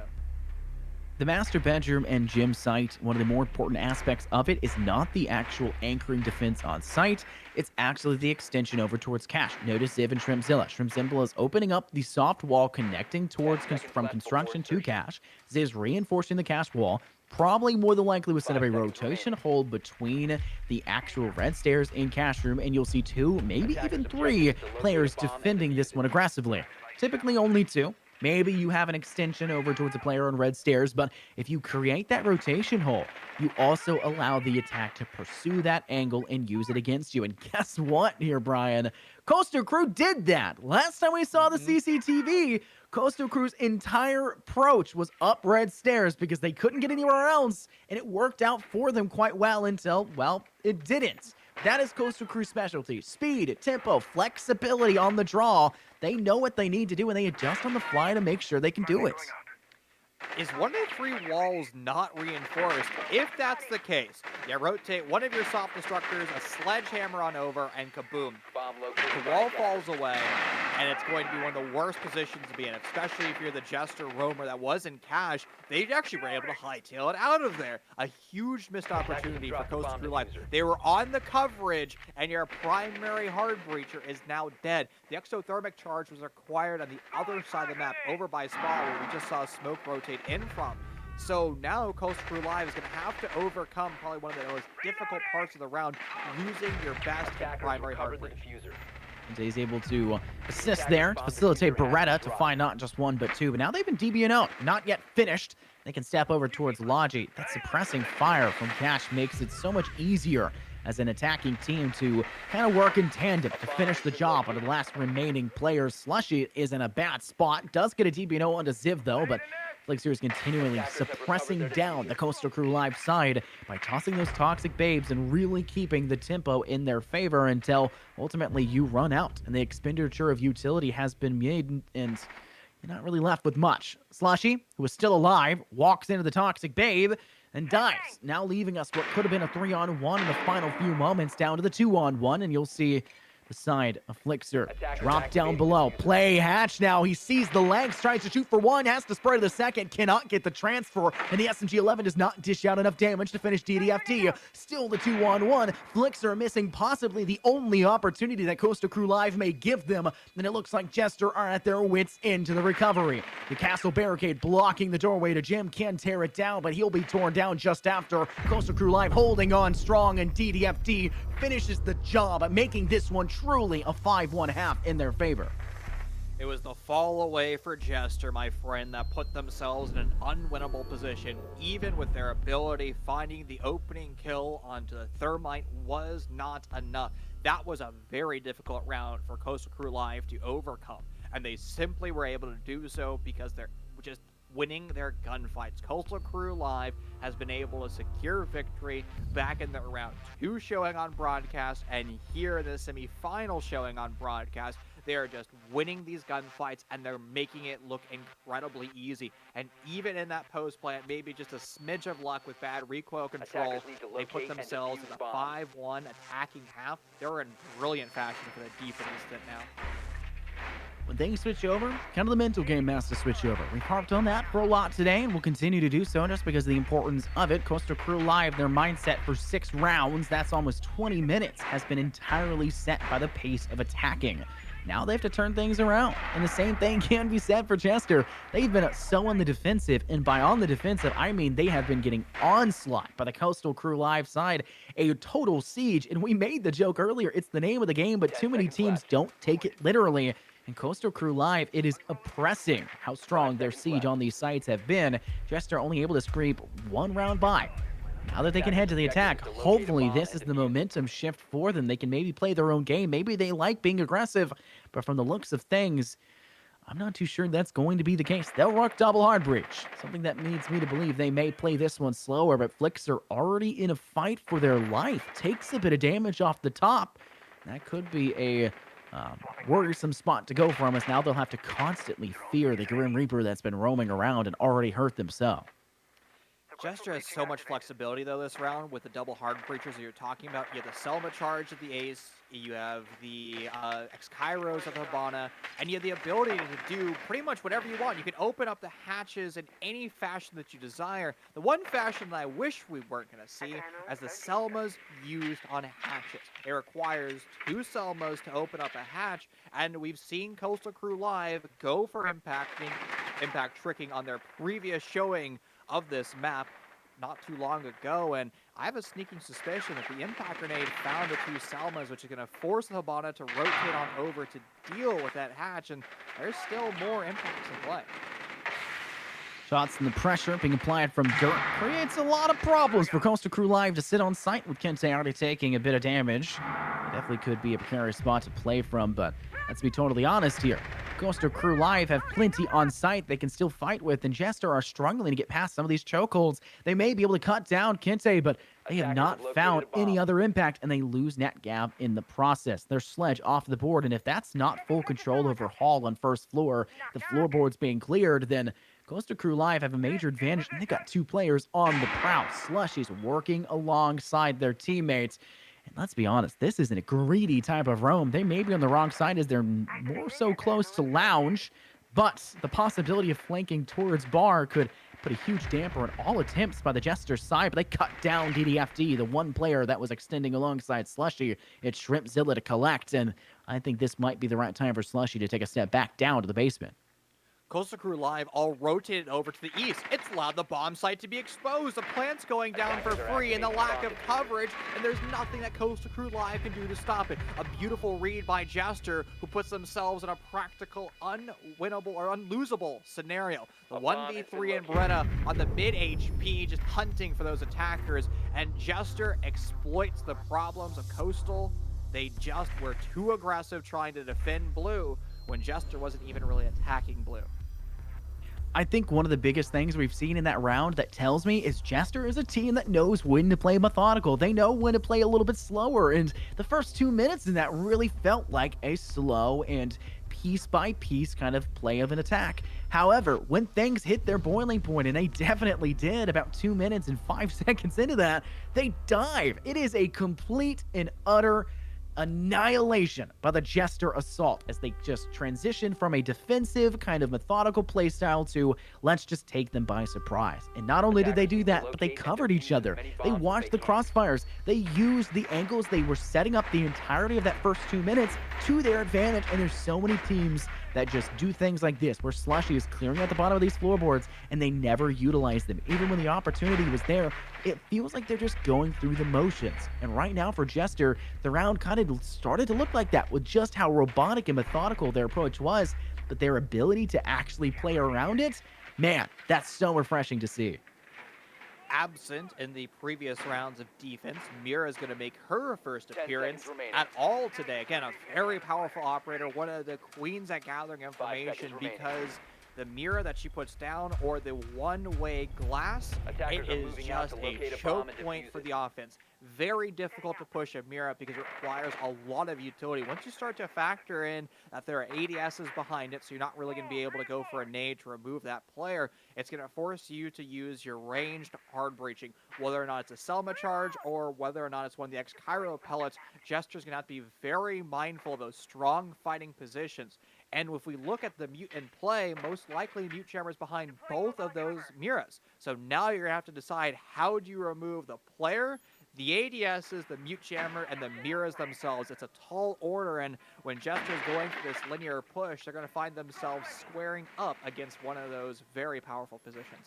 It's a game of one-dimensionality. We can't let Jester can allow themselves to fall victim to not playing the map as it is, which is a 3D approach. This is one of the few games where you can break down walls, where you can create openings where openings do not lie, and we need to see teams, attacking teams more specifically, take advantage of those looks. And Jester's doing a good job right now. They're not all sticking everything in straight from the jacuzzi wall, but the spacing they created towards highway, utilizing gym window, and now being able to step onto site, that gives them control. And to make matters worse, Ziv finds first frag, takes out the top fragger of Slushy. Shrimpzilla finds one of their own, and it's your boy utilizing those kill holes against the defense. We'll find a little bit more on the top, but unfortunately, DDFD nails the Nitro Cell toss, but is left standing and out alone in the 1-on-4. Has to find all 5 to get it, and Ziv denies it. Jester find round 8, and that may be the most gorgeous round we've seen so far tonight.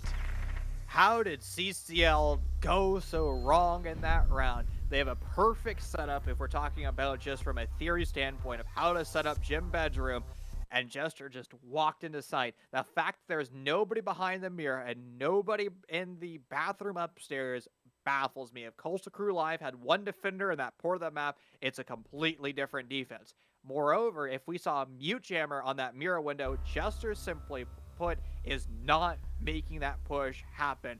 We had great utility on the side of CCL, and they just simply didn't put it in the right place. I think one of the things we've noticed from Jester is their ability to come alive in the second half.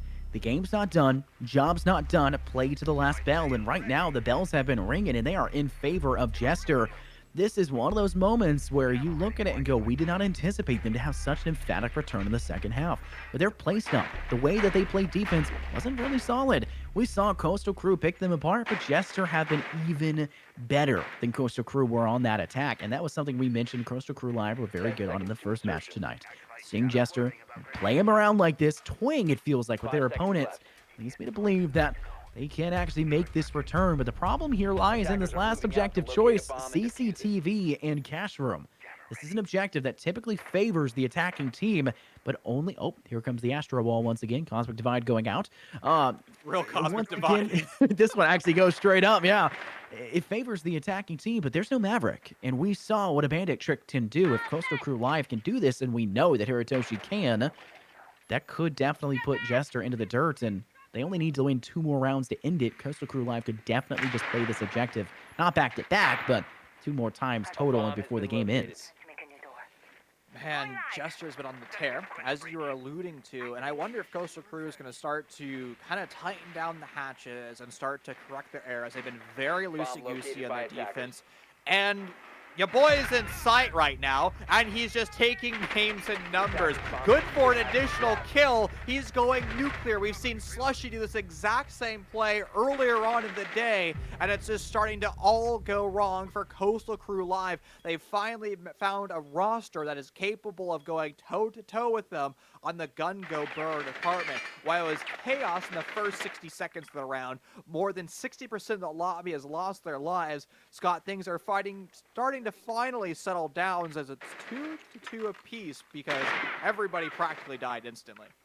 Ziv missing the drone hole with a flash. Not a big deal. Apparently no one pushing that for the Coastal Crew Live side, and I do not discount that decision. They have been getting picked apart. The fact that there's only 4 people alive after 60 seconds of play is such a statistical anomaly that it would lead me to believe that both sides have made too many mistakes to allow that to occur. But Jester are trying to really bring the hurt down. They're starting to get a bit more aggressive. Ziv's ready to jump through that CCTV hardwall. Eats the Nitro from below. The pre-placement precision there, and the headshot to follow soon. DDFD sending them out. They find CCTV, and they can play it once again before the side of Jester can get back to winning this one in the return, in the, what do you call it, the, man, I'm totally blanking on the word. No. Before round 12? Underdog return. What do you call that? Why am I blanking on this, Brian? Underdog return? Yeah. The comeback. There we go. That's what I'm looking for. Before Jester can complete the comeback, Coastal Crew Live will have the option once again to play CCTV. And with the way that they played that, and the way that they outsmarted Jester in the final few moments, I think that may be their only chance, considering how strong Jester has been in the other objectives. And honestly, Scott, I'm glad that you kind of mentioned that, because your own discombobulation there is a perfect example of the discombobulation that we saw during that lobby, wasn't it? I mean, Chester was in sight. They have a Finka LMG going nuclear, and they end up losing the round again. The problem that I have with hyper-aggression is you either go absolute hyper-aggression where everybody commits, or you don't. And we saw Jester kind of in that la-la land of hyper-aggression, if you will, right? Where we have It's Your Boy in sight, and you have other members of Jester nowhere near the ability to rush and push into sight. And kind of that mismatch of aggression puts Jester in that 2v2 where they're kind of having to take with the disadvantage, even though they're the same roster counts. And if everybody from Jester just rushed in the beginning, the plant would have most likely gone down, and it would have been a completely different round. It would have been us talking about going 5-4, but it's not the case. Coastal Crew Live puts themselves in a good position. They're on match point, but they're now forced to go to bomb sites that they've lost. Keep in mind, now you're looking at Jester, who has a lot more weight on their shoulders. Coastal Crew Live had a lot of wiggle room. After a solid 5-1 half, you would look at that and say, we've got 4 rounds to bleed before we really have to worry about too much. When you went around, it makes it to 5, but they weren't winning rounds. They were struggling. Jester was making the comeback. They picked 2 in a row, only being stopped on that CCTV objective. And look what Jester have done once again. This is full tunnel control. The entirety of dirt has been snuffed short by It's Your Boy. They're going to go ahead and move to the side a little bit more. Thank you. That was quite worrisome, but Coastal Crew Live are just giving that up. And notice the position behind short boxes is being held by Kente. That's the most important angle in terms of denial for that dirt you can possibly have. And it used to be a you have to pick Maestro to play it. No longer the case. A lot of defensive players can hold that angle without needing a crutch weapon like the Aldo with the LMG potential. Instead, play it a little bit smarter and hold on as best you can. Nitro cell once again by DDFD, the destructive utility doing everything for the side of Coastal Crew Live. And now they've lost It's Your Boy in the Finka and Nat Gav on the flank watch for the Nomad. Calls Crew Live has taken this series by the horns, is going to try to ride it to the conclusion as fast as they possibly can, and they're doing a wonderful job at that, using that utility, using just the denial overall of this round, and Jester's going to have to overcome the man disadvantage. Now, they have a couple of tricks up their sleeve. It's going to be the hard breaching. You can, in theory, open up and have enough flexibility to kind of create your own space and your own avenues, but it's going to be difficult to do as Jester has now lost another attacker. You have one of the best time denials, Smoke, DB, and Node, by themselves over in the B-bomb site. And Armory Scott is just a dead man's land at this point. Smoke is dead. They're just not going to get res. So Jester's going to go into this execute in a 4v2.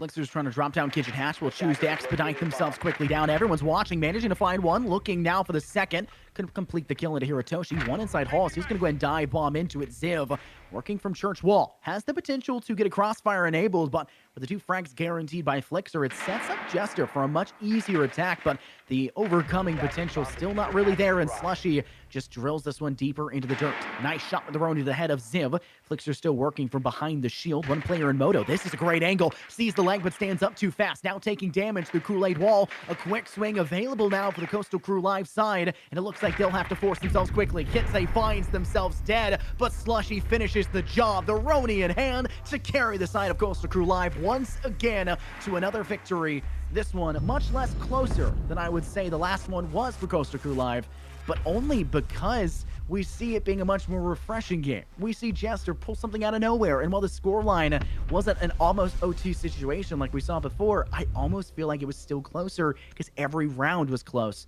There were no real blowouts besides maybe Jester's really good attacking round they had on round 2 of the second half. And Slushy was still a gnarly, impactful player. Up into 12 rounds, they found 17. We go into 10 rounds, and they find 12. I mean, simply put, they are an impactful player. No matter if they're on attack, no matter if they're on defense, they're putting themselves in the right position at the right time to find kills. That is an asset that you can never overlook. The ability to constantly be pressuring your opponents and putting themselves in bad positions is an excellent trait to have. And unfortunate, while Jester was looking strong, especially on those early attacking rounds, they weren't able to undo the hole that they dug themselves. The 5-1 half on their defending split, again, is just something that you just can't overcome. It's like trying to already run a mile after you've already run 3, right? You ran a marathon and then tried to follow it up with a second marathon. You can't do it. It was too big of a hole to come back from. The tiredness, the damage was done, and it was an easier cleanup because there's plenty of rounds to bleed, like I mentioned previously, for that Coastal side. So great game for them, but there's still more to come. Plenty more games to go. One big one, the final, so to say, as we'll see the team that knocked off one of the other teams earlier tonight, who quite frankly won that one in a very lopsided affair, 7-1, now gets to face off against the Coastal Live side. Brian, any predictions? Oh, I might be biased in this one, my friend. I think Baby Back Boys is going to take it, and I think they're going to start to bring out some maps that are outside of the normal map pool. That's something that CCL is going to have to be very prepared for because they've been going to Clubhouse all day. I don't expect a Clubhouse to make it through the map ban phase. Well, we don't know how Coastal Crew Live actually plays the other maps because we haven't seen Very it true. so far yet. So maybe it's their secret card. They're gonna pull it out of nowhere and all of a sudden play really strong. No matter what, I think Slushy's gonna have the game of their life to contend because everyone can gun at the same level as Slushy, it feels like, on that bad boy side. But make sure to stay tuned for more. We'll be right back after a quick little break.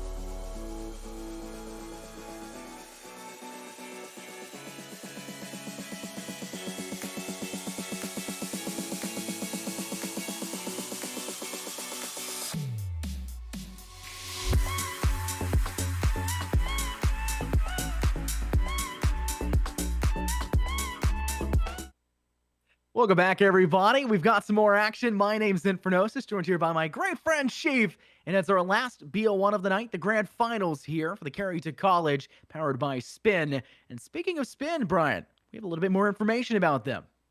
We do. And Spin is always hosting events. Every single Tuesday, we have Rocky League Turbo Tuesday. Wednesdays are Valorant Road to Radiant. And Thursdays are Smash Bros. Ultimate. So if you want to participate in weekly events, we got you covered. And even better news, if you want to participate in some, I don't know, in-person events, we also got you covered. Absolutely. And if you like Super Smash Bros., you like Valorant, you like Rocket League, and you like League of Legends, there's plenty of opportunities. Now, League, if you want to do that Spinadoa Showcase, that's May 7th through the 8th. It's a great way to do so. It's also Valorant, Smash, and Rocket League there. You can also take a look at our Catawba Campus Series. That's over in Hickory. And you'll see how that one goes down. That's also a fun one, all things considered, because there's Smash, Valorant, and Rocket League as well. And the one that is maybe the most important, at least in my mind, because I think I'll be going to it as well here, Brian. So maybe you'll be able to see me in person and hang out. It's the Helix Recruiting Showcase up in Foxborough, Massachusetts. I went to this last year, and it was so much fun to hang out with everybody up at Patriot Place at the Helix Arena. It is so cool to hang out over there. But that's Rocket League, Valorant, and of course, Smash once again. I'm excited for this. Or sorry, Rocket League once again. I'm excited for this here, Brian, because this has been what we've been working towards all day now. For the last 4 plus 5 hours, everything has been coming up to this one point, and I'm ready to see it off. And this is also an excellent opportunity for us to get, or the players to get some spin leader points, right? I mean, that's one of the best ways to, gain more points for that free land ticket that you're talking about, or you could use it for a montage. How about a custom Twitter header? So this is an excellent opportunity, as you're alluding to. We've been working all day for this point, and somebody's going to be taking home a lot of the milestone rewards points today. Yeah, add those up, and they really do come back to assist you. I'm really excited to see how this one goes down. We've got 2 teams coming out. Obviously, everybody knows CCL. Everyone's been going wild and chat about them. But we're going to go back to a team we've seen before. Brian, you actually think they're going to win. And how do you think that's going to go now that we're seeing a new map? It's Villa that's on the chopping block. Now, I had some insider information that Baby Back Boys were setting themselves up for Bank, Theme Park, Border, or Skyscraper. And they didn't get their map choice. CCL banned every single one of those maps. So, we're going over to Villa. The fact that they didn't want to play. So, honestly, that might shake my confidence just a bit in Baby Back Boys. But again, to be fair, they are a roster with a lot of experience in collegiate, in the high school ecosystem, in amateur T3, T4, and that's something that CCL is going to have to overcome. Slushy has been a standout player for Coastal Crew Live, but they're going to have to shoot against some of the best shooters in the game, and I don't think they're going to be dropping another 17 or 12 bomb. Yeah, it's hard to imagine that. I mentioned at the end of the last game that they're going to have to step up big because basically everybody at Baby Back Boys has the fragging potential of him, and that's going to be something that's hard to overcome.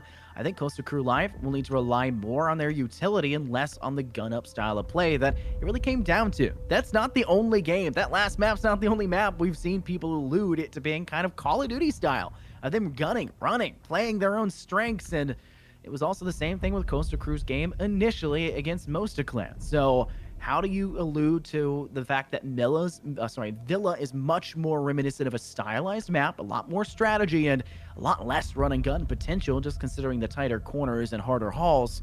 And to make matters worse, cutting down the running and gun potential, Zofia banned in the veto phase. We've seen both these operators initially banned back on Chalet for our first semifinal of the day, and why those bans weren't particularly impactful then, Coastal Crew Live has been playing a lot of Zofia and a lot of Jaeger. I mean, Jaeger's on every single defending lineup, but the attacking lineup, and particularly Slushies bringing out that LMGE, no longer an operator that they can crutch onto. So now they're going to have to play something a bit different. Maybe you go over to the Finca, or maybe you just bring out an Ash altogether. All right, so let's think about what we can see go down now on the attack. Obviously, with the attacker repick, can't really give too many points because it's obviously going to change. But with planes and games being on the chopping block, one of the more important factors for CCL will be this extension off of site. If you're playing planes and games, you're going to extend over towards trophy and statuary as well as the master bedroom side, and it's the same thing vice versa. The only time you don't really extend to the opposing side of the map is when you're playing that tertiary objective of kitchen and dining. You extend upstairs right above where you're lying in wait for the objective in master bedroom and statuary, and that's really about it. So I'm curious, how much is the extension going to matter, and can the side of Baby Back Boys continue to snuff it out much like they did in our previous match with them?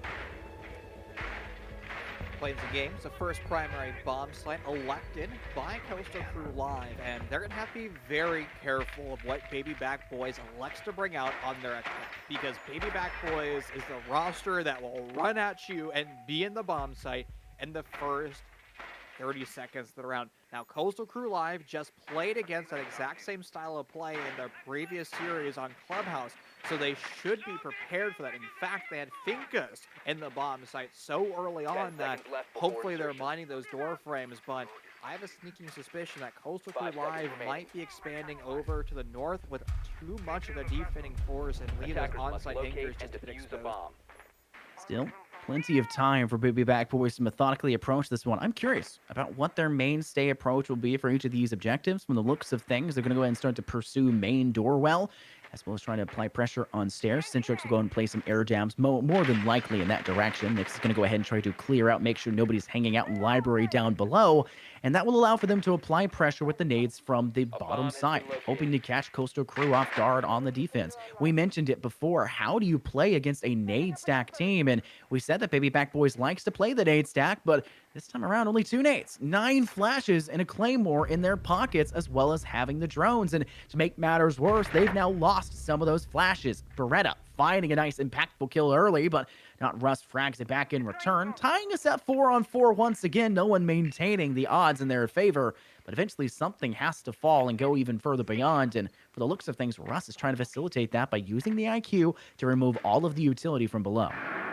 There's a flanker still in play, over by Memo, in fact. So only a few door frames away from the Baby Back Boys attackers on that middle floor. They do have flank drones in play, and that might be probably more important when Coastal Crew Live elects to kind of expand and be aggressive and try to counter the Baby Back Boys attack. I mean, that's the way to do so, but they're going to have to start to move quickly, because Baby Back Boys are now all on the top floor, and they're all trying to challenge the fixed positions of Coastal Crew Live. Now, the one thing that isn't taking place is, why aren't we destroying this deployable shield? No nades for Nyx, and I wonder if he doesn't have a Gon 6 as well. It would be unprecedented to bring out the Iana and bring basically nothing of what makes Iana good. The only thing we've seen then is the Gemini replicator. That's all there is truly to the hands of Iana now, but speaking of the hands, it looks like the side of Coastal Crew Live's trying to play Baby Back Boys into their hands, but thankfully, Russ peeks first, and Kente is lying in wait to pounce, does just that, and finds the headshot to clean things off, taking a lick of damage in the process, but surviving and thriving may be the term to describe it. Baby Back Boys on the back burner. A player disadvantage to their side, and 45 seconds left to trickle as the clock ticks ever further down. 2 players holding back towards landing, trying to watch doorway. Hiratoshi knocks down Nyx the peg, sets it up for a 2-on-4. Nightmares trying to be the nightmare to the side of CCL, managing to find one and removes the best player of Slushy on the side of Coastal Crew. They'll manage to get the plant down as well. Centrix covering. They now need to escape past this position, utilizing the hard wall to their advantage. Not enough damage dealt fast enough. Nightmares barely able to secure the DB&O. Gets a second shot to Kente. A push through Billiard's door there, and Hiratoshi finds the refrag instead. It's now all up to Hiratoshi, and they find the shot opportunity on the 1-on-1, and now can easily, with plenty of time, get the defuse. Coastal Crew Live go up first. Hiratoshi on 7 HP, Scott, and they're still able to find the triple kill in the round. It was the flank into the classical corridor, and while Baby Back Boys did a wonderful job of taking control of the bomb site, planting in an odd position, it was the foot-level holes that Coastal Crew Live set up during that prep phase that was able to break down the post-plant of Baby Back Boys. And boy, oh boy, when it turned to a 1v2 there, I almost assumed that Baby Back Boys was able to win that, but I think they found themselves an opponent that is going to fight for tooth and nail for every ounce of real estate here on Pillar. think real estate kind of is the name of Villa, right? I mean, it's a vacation home, right? And not Attackers like the need to sense that you locate and I and may defuse as many understand as an bombs as they inside joke can. between us, but in the sense that you come here for a nice stay, for a good time, and Costa Crew Live are doing everything they can to maintain that good time. They want to stay safe in sight. They wanted this to be their safe space, and Baby Back Boys tried their best, but cut short. It really did come down to the wire in the last few moments. That means this game is more even than initially maybe let on. And talking about the first influential picks, both sides managing to find basically the first blood because they happened so quickly in succession from each other. But I'm happening to believe that the extension that came 10 through for seconds Coastal to Crew go. Live, the only reason it was successful is because nobody on Baby Back Boys was able to push through 5 Classic seconds Hall, left. and they didn't apply pressure from the northern side. It was a really main stare and Attackers' objective study-oriented is to push, locate a and it bomb and ultimately defuse it. backfired on them, as anyone who attempted to enter Attackers through have dropped the bomb aviation diffuser. gets cut Attackers down. recovered But the the player diffuser. Kente was playing on top of the game with Kaid, and that landing hold with 2 players was just too much to overcome. If we look at the attacking lineup for Baby Back Boys, I think they've learned their lesson with the deployable shields that Costa Crew Live is going to be bringing out. You have now 2 sets of grenades away from kind of the one that you had earlier. You have 2 sets of Gone 6s as well. So you're going to have a lot more attacking utility capable of destroying any of that precious defender utility. And you also got a roamer over by planes and games. This is going to be the real test of Baby Back Boys. They haven't really gone against a full roam earlier today, and now, well, they're going to have to deal with it and see what planes and games looks like. Kushi sitting on site, the clutch player from last round, but already first frag picked up again for Coastal Crew Live. No instantaneous refrag, but the pressure is definitely on as you can already see the side of Baby Back Boys starting to put some existence to its classical hall, something that they got forbidden off of that last round entirely because of the toxic babes that were sent, and because of the ability of Costa Crew Live to buy time. They were able to force Baby Back Boys into a single slotted approach. However, this time around, they're continuing to do just that. Costa Crew Live already thriving for one more. Tons of drones coming out. Hirotoshi is pinned. We'll have to hope for at least one more. I don't think it's a likely possibility. The flash will go out. That's the threat is gone. And Hirotoshi will easily be dealt with beyond that as Tabled cleans up for the kill. Trying to clean up House away from sight to try and make this an even trade. It's 3-on-3. Demonstrating the new flashbang mechanics that actually do, well, flashbang things, removing that player. There's a time where that flashbang would have been more CSGO-like, and you could look away from them. Baby Back Boys demonstrating their understanding of the new Bomb age located of by attackers. flashbangs. But, Scott, do you notice that the defenders have their own understanding, their own utility? Look where DDFD is, roaming downstairs the Nitro Cell, and just waiting for the audio cue of somebody to pressure him. Nyx does exactly that, not exactly what DDFD was looking for, but there's Nitro Cell dispatched, and it could be good for Attackers one, have but I recovered think their Nitro diffuser. Cell, pardon me, the FMG9, or the FMG11 was able to find it first. You'll get it somewhere along there. It's in the brain somewhere. Brian, I'm yep. sure you can collect yourself to find it. Speaking of collecting, Nightmares needs to collect 2 more in this round alone. For the looks of things, DDFD and Kinte are holding over towards the astronomy site. Quick swing around through that master bathroom, and you'll see a player start to peruse their interest through the master bedroom door. They're going to has use been that soft located. wall they left open, and DDFD is none the wiser where Nightmare is lying. He gets a great shot on over. Nightmare's in a bad spot lying, and the Toxic Babe can't fire back on the stand-up, and Kinte, shockingly, despite the disparity of that engagement, comes out on top there, and they manage to find yet another defensive round win. Already more rounds than the side we saw previously against Baby Back Boys collect. Legends only took one of them, and Coastal Crew Live are 2-0 on Baby Back Boys. Honestly, if they didn't prone there, or if they didn't stand back up to crouch, they would 100% win Yes. that gunfight. Oh, so frustrating. I wonder if that was a byproduct of being in a toxic gas grenade, right? You're starting to take tick damage, and you just don't expect the smoke to re-swing you. Again, Coastal Crew Live doing an excellent job of playing on their Defenders, toes protect your bombs from being constantly. defused by Well attackers. done to them, and we came into this series thinking that Baby Back Boys would have kind of free reign here on Villa, but that is so far not the case. The first showing of your favorite bomb site here on Villa, and I wonder if this is going to be the turnaround point for Baby Back Boys, because they have changed their attacking lineup to meet the needs of this bomb site, in particular the sledgedown play. I really like what Coastal Crew Live have done, though. This is not your stereotypical defense now of the kitchen and dining site. Instead, you're seeing them 10 seconds employ a left bit before more of an aggressive, stylized operator lineup. Kaid can 5 deny seconds and left. play for the hatches, as well as being able to take the laundry walls pretty much solo, as well as Attackers playing must those walls locate and towards defuse China. the bomb. If you play the Mozzie, you're extending, you're gathering information. You can head back to side, and it really does help you late game because you can utilize those drones you've now yoinked away from the attack to your own advantage on the defense to help facilitate a stronger position against their siege. But I think the more important factor here is, along with the information the Pests can allow, which they've already picked up one, might I add, is the fact that there's black eye cameras in the hands of DDFD on the Valkyrie. And DDFD has been amazing so far in this one. Their positioning, their ability to stay alive, their clutch potential, all of that adding up sets up Coastal Crew so nicely. Slushy playing on the castle, that is an expected result, and having an alibi on Hirotoshi, who has come alive on this map. A polar opposite style that we saw there on the map of Clubhouse twice in a row, where Hirotoshi was just there for the support.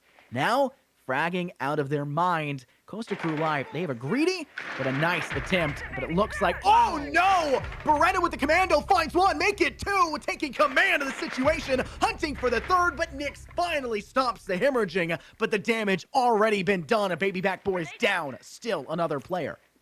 What happened, Baby Back Boys? You were pressuring the upstairs hold. They had players, in particular Beretta, stuck in a corner, and they weren't able to find that. One of the nitro cells now expended, and Coastal Crew Live, sure, they just dropped a player, but that player found Attackers two have located very a bomb. important kills, and probably one of the most important players in the Baby Back Boys attack. The sledge is off the board.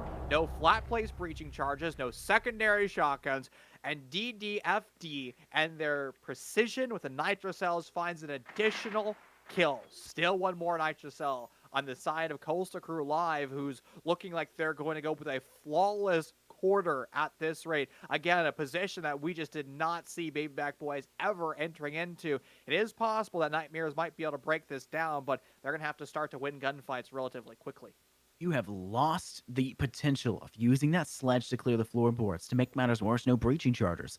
Essentially, all of what you wanted to put together has fallen apart. You have to change things, flip it on its head, but more and more is starting to pound against you. Time favoring the defenders. Father Time clicks ever further. You have to start to play this one smart. Nade tossed over towards the side of Mimo, trying to clear out and make some space. Nightmares does that by getting a kill, able to find Kente. This drops it down to a 2-on-2. Baby Back Boys don't want to be done with this one just yet. Table is calling for a timeout after it as well, making sure that they have some time to talk things through. But with 20 seconds on the clock, the round's not done just yet. Nightmares trying to work in from China. Russ down for Mimo.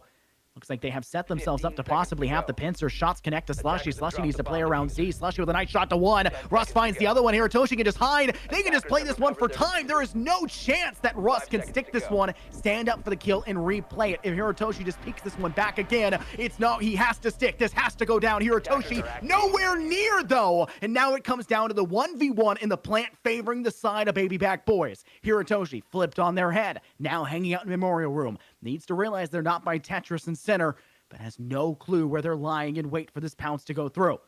Tries to play slowly once again, teasing the idea they could be towards Pantry with a castle barricade, denying the outlook and potential of that direction.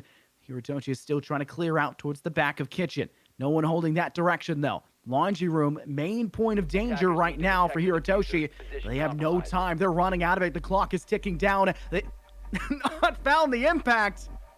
And there's no way to get this defused aloft unless he gets the kill. Still, no time left, but a valiant effort there by Hirotoshi. What a recovery round by Baby Back Boys. An excellent lesson to be learned there for Coastal Crew Live. They just went a little bit too far away from the bomb site. And Coastal Crew Live's Hirotoshi in particular had to make a decision.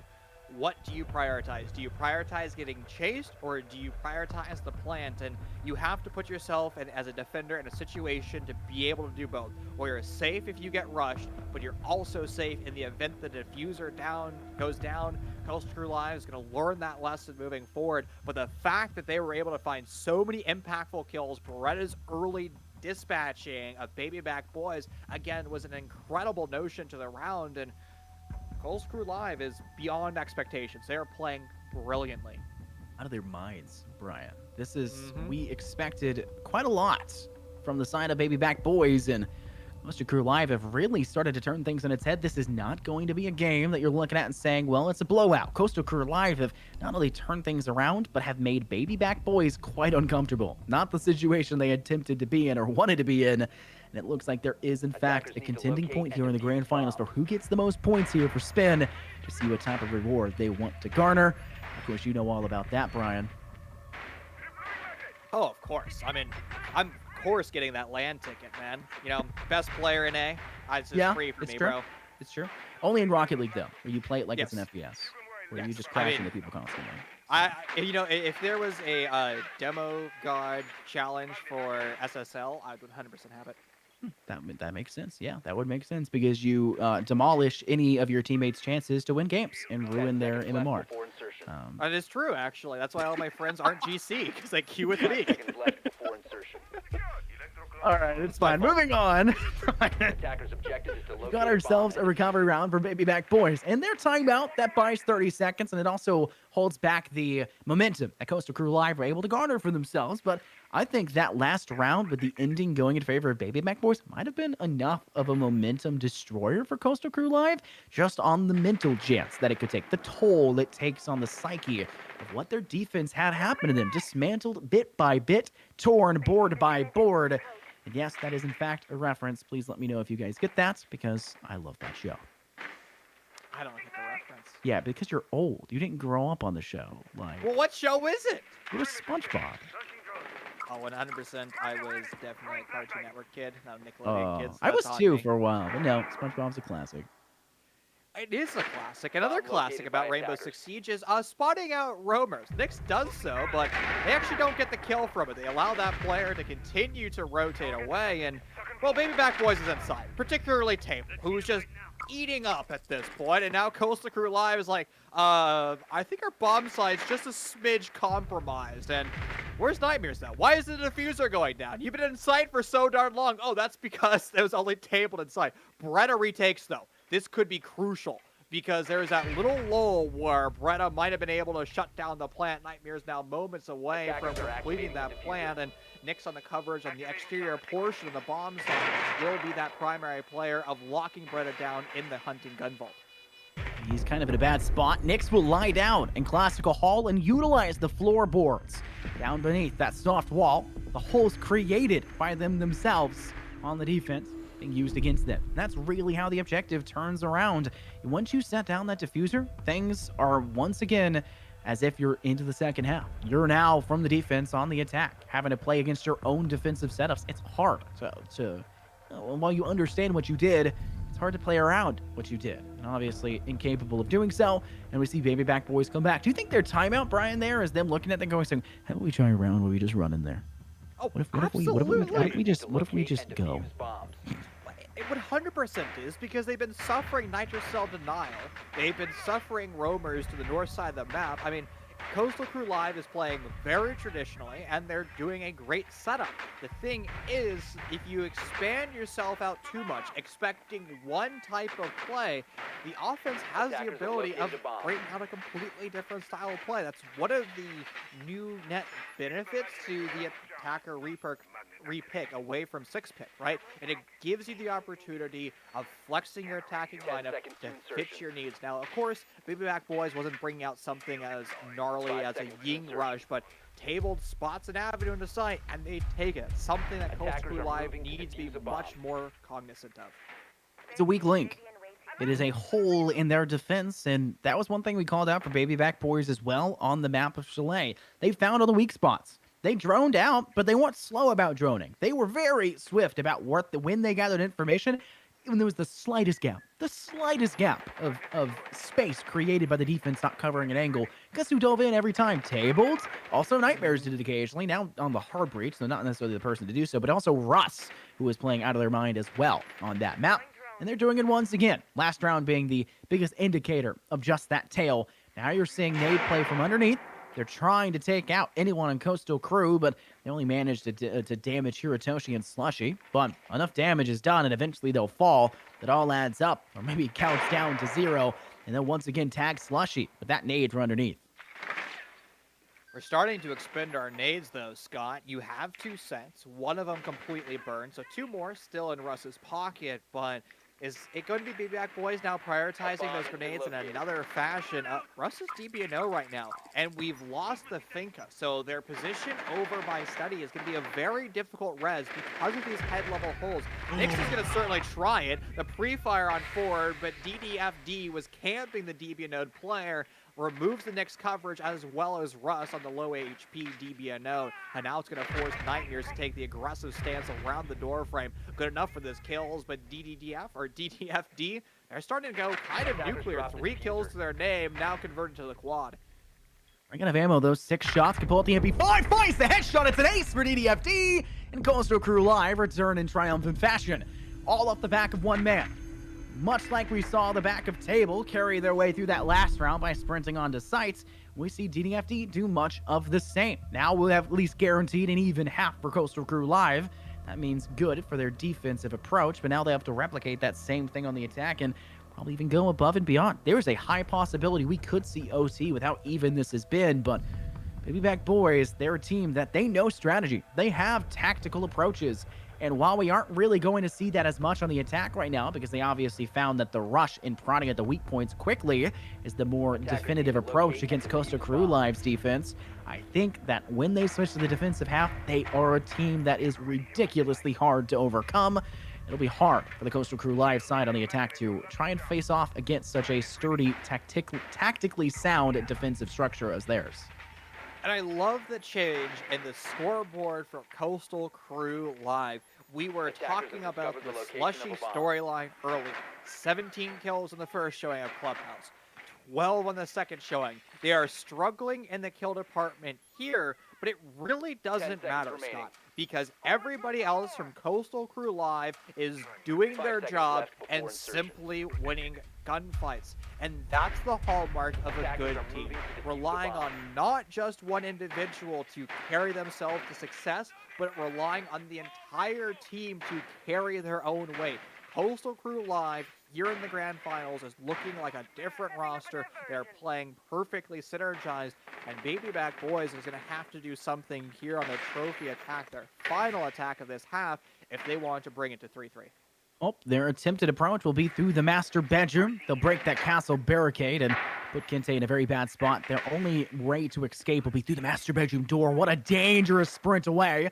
Do not repeat that, Kente, if you want to survive for much longer, as a player repelled in the master bedroom window will be able to cut you down quite quickly. Also, a quick run-in possible from the astronomy side and the master bathroom, and you can already see how Back Boys have eluded themselves and returned to playing this. They have 2 Rotero Jones left, which means they've expended a few already.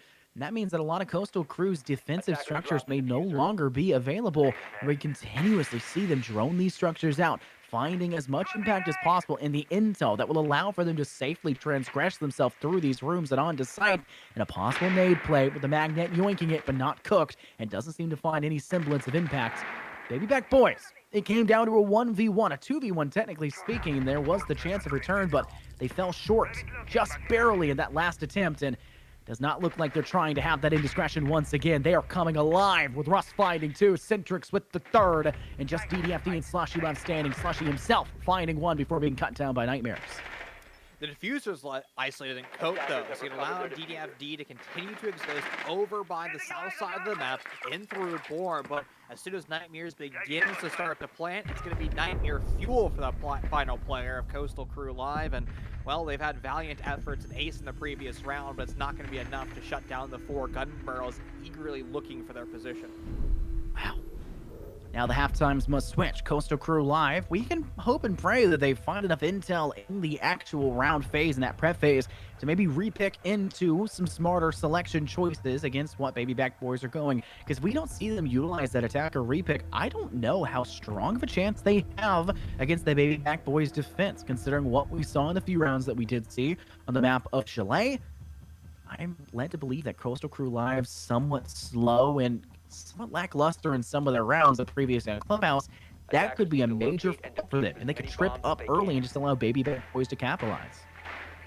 We're seeing a new operator in the attacking lineup. Jackal has been unbanned all day, but not played a single round. we've been talking about these grandiose roams, Scott, where defenders are allowed to just exist in random corners of the map and not droned out.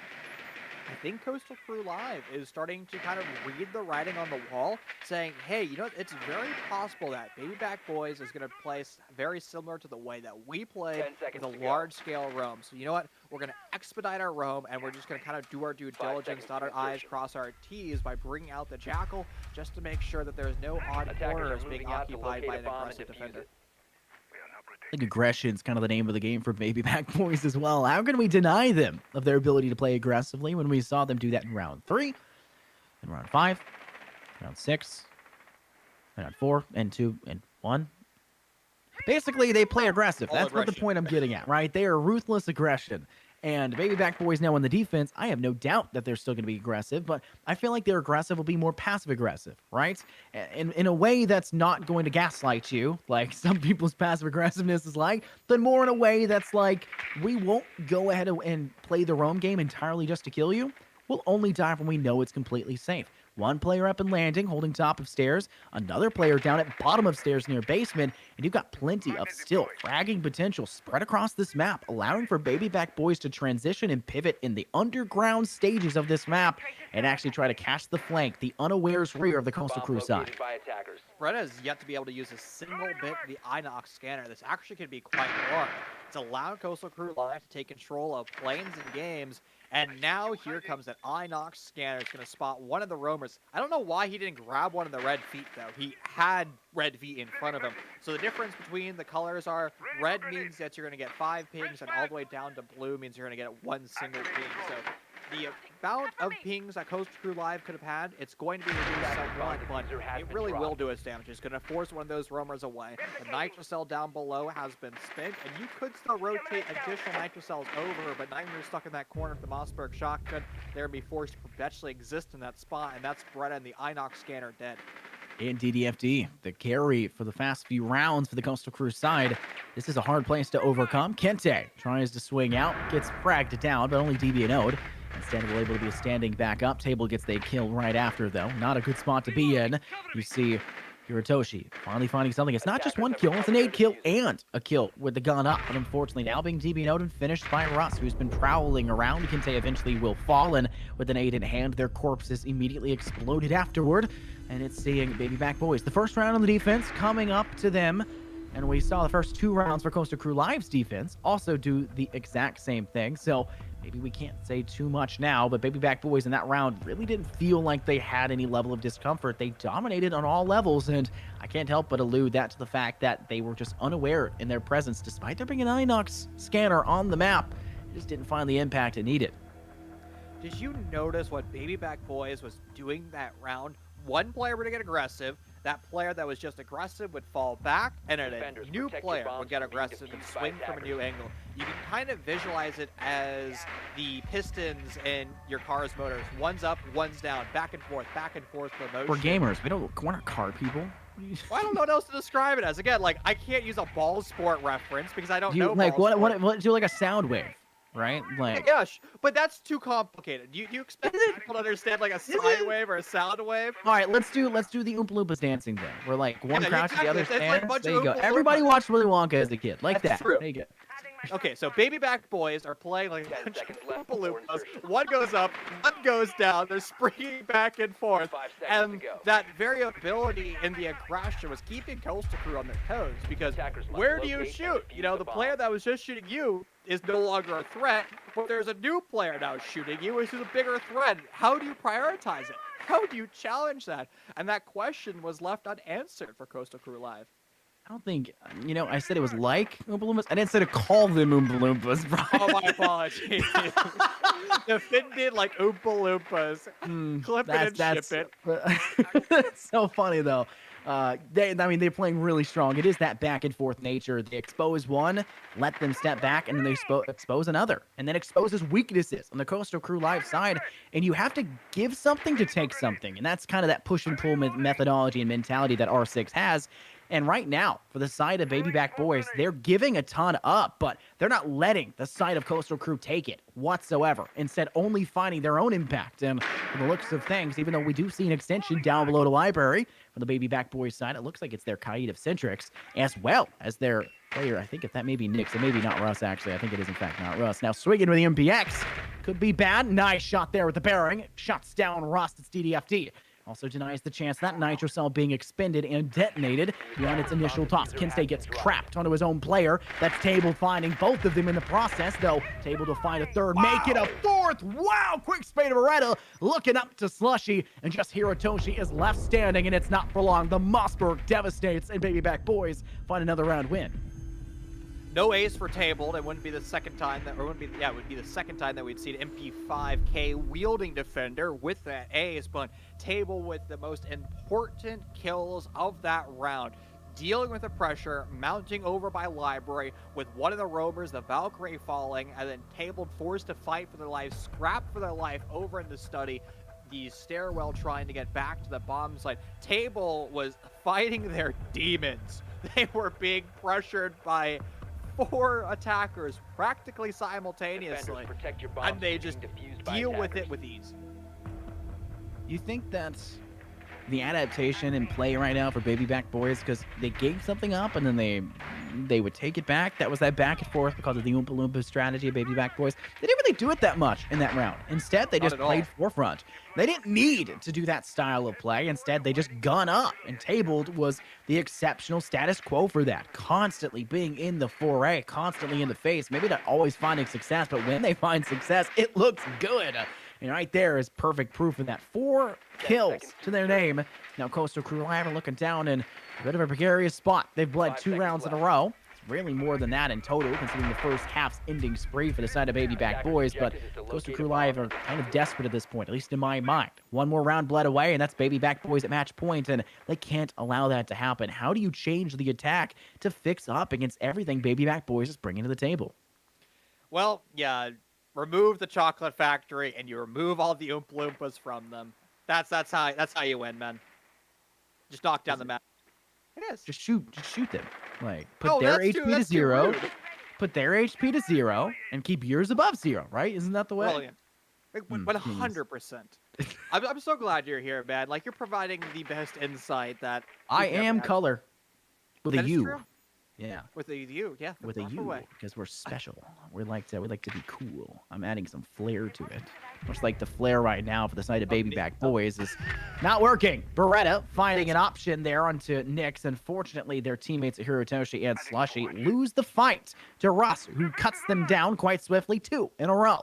The same exact transfer. 4 versus 3 now. Baby Back Boys climbing back after the first loss. And, well, can say Beretta and DDFD have a huge hill they have to climb, and they have to get through Russ first, and Russ is in a good spot to fight back, but loses the initial engagement. Now just needs to be wary of the player at the bottom of landing stairs, but they don't peek fast enough. Nightmares swings out from Memo, but Kinte's watching it. Great coverage right now for Coastal Crew.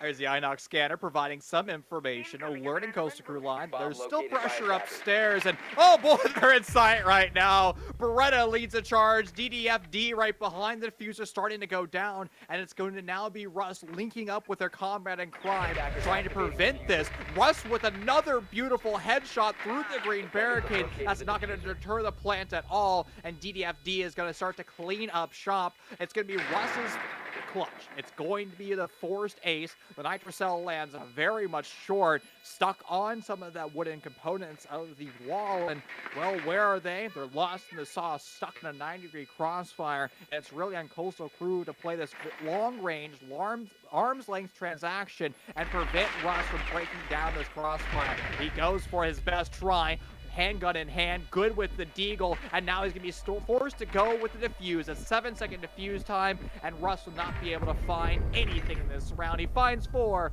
but not the most important player left alive, DDFD. DDFD is last time we saw the opportunity for DDFD to clutch on this objective. They couldn't do it. Ran out of time. Now looking at it the opposing direction, yeah, it kind of goes back. Baby Back Boys fall short just based on time for that defusal. This has been back and forth. Coastal Crew Live doing exactly what Baby Back Boys did in the first half. 2-round wins to the defense, and then an attacking round win. And it looks like we're may see a tale of the tape as the game continues onward. Baby Back Boys looking to send us back to trophy and statuary. Remember that the last time we saw this, where we saw the Baby Back Boys play this on the attack, after they took that round win on that tertiary site, they just sprinted in and won the round. I don't think that's a possibility. Oh no, we're switching to trophy and statuary. Never mind, not playing some games. The last time we saw this one, though, it was close. Coastal Crew Live falling short early because of the Oompa Loompa strategy, as we call it, Brian. And I think they need to push Master Benjamin here. Well, it's going to be hard to break down the Oompa Loompa-ing that we saw out of Baby Back Boys. And again, I think we'll... Yes. Can I stop?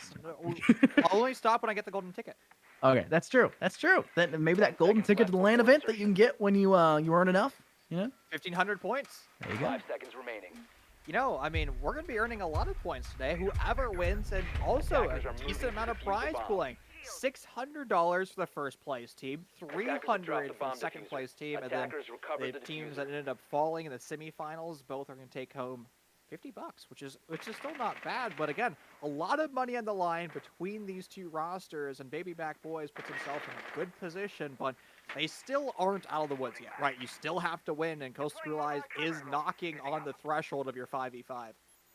That threshold is quite important as well. It's the wiggle room that Baby Back Boys are going to pick up for themselves. And it's important to pick up that, right? It's not only this kind of gap stop between you and the opposing team, but it's a safety net. Not just on the map, not just the way you play, but it's a safety net of saying, okay, we can bleed this. This is not a problem if we don't play this round, recover in the next one. And guess what? The recovery is not there. Beretta watches Hatch Russman for something cheeky. No work, no bueno, as they say. And they'll fall short, or maybe fall far, as they fall down the full 7 feet of that room, and unfortunately get sent even further down as they're killed off by the nice player Beretta. And that's now a player disadvantage for Baby Back Boys. Can I have a quick confession? I saw that white, like, part of the, I guess that's the attachment skin, and it looked like the CSGO skin. I had, like, this weird, like, deja vu. It's like, what game am I playing? Well, if you're just tuning in, you're playing some you're watching some Rainbow Six Siege. Hopefully you're not playing and watching at the same time, because that means that you'd be in the lobby, and that's just no bueno. Just like DDFD's kill, and it seems like Baby Back Boys, the roam downstairs is being picked apart one by one very systematically. So far in Coastal Crew Live, again, it's a potential for them to upset one of the strongest teams coming into this tournament. They're playing brilliantly, and with the man advantage, they're forcing Baby Back Boys to kind of go with their specialty, play very aggressive. They are doing that, but it's definitely not enough right now, as Coastal Crew Live is playing the trade game better than Baby Back Boys. And the trade game is quite important, especially in the later stages. The information you gain off of a single death is highly important. And one they gained right there is the fact that there was a Nitro cell lying in wait. Coastal Crew, they did the exact same thing on their defensive side. Baby Back Boys have taken a page maybe out of their book.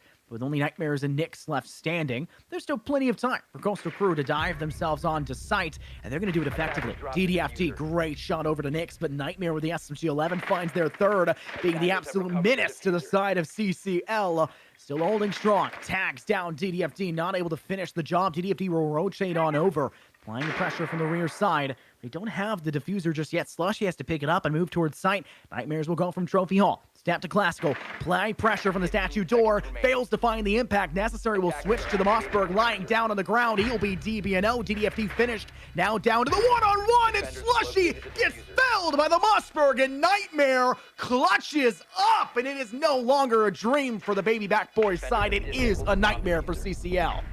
That was a perfect scenario for the Mossberg shotgun to be in. One close quarters and the other one mid-range. The shotgun just maneuvers its way through ease. We saw an ace early on the side of Coastal Crew Gaming, and it's a completely change of events for Baby Back Boys bringing out their own ace and delivering themselves to match point with that. We've seen the ace potential once before, in actually a few different rounds now. It's Baby Back Boys really relying on their ability to simply win gunfights. It's been 3 rounds in a row, in fact, that we've seen that be kind of one of the motifs of the Baby Back Boys defense. Now that they're on match point, hopefully they can play a little bit more unified as a team to prevent one player from going nuclear. think the potential for going nuclear cannot be understated. I mean, when you have a single player that can pop off the way they have been, you saw what that can do to a team. Slushy was that player on the map of Clubhouse on both map 1 and map 2 that we saw Coastal Crew play. They had, what, 70 kills in the first one, 14 to 13 in the second? They were the player to stray themselves ahead to step above the competition. This time around, though, Baby Back Boys, I mentioned it, almost every one of their players has the potential to do that. Tabled already picked up a 4K at 10 and 8. 10 Nightmares seconds to go. 15 and 6, and Not Russ is at 11 and 9. They are fragging 5 out of their seconds minds. remaining. And while yes, 2 players on the side of Baby Back Boys may be lagging behind with only 3 kills each, Attacker's objective is it's to locate a still bomb and enough defuse it. to give them the odds ahead. And now Coastal Crew Live are looking down the bullet end of a barrel. Like I mentioned earlier, and they'll have to bite the bullets, take the loss on the chin, but try to Neo dodge this one to show they're the one and try to catch up to lead us into OT. Well, which pill is Coastal Crew gonna take though, Scott? That's gonna be the question. Like, which one do you select in this scenario? I don't know. That's hard. The red one because you're on the orange team, and just hope that it's the right choice. I get it. I'm colorblind, but there's orange and red are so different. There's no way.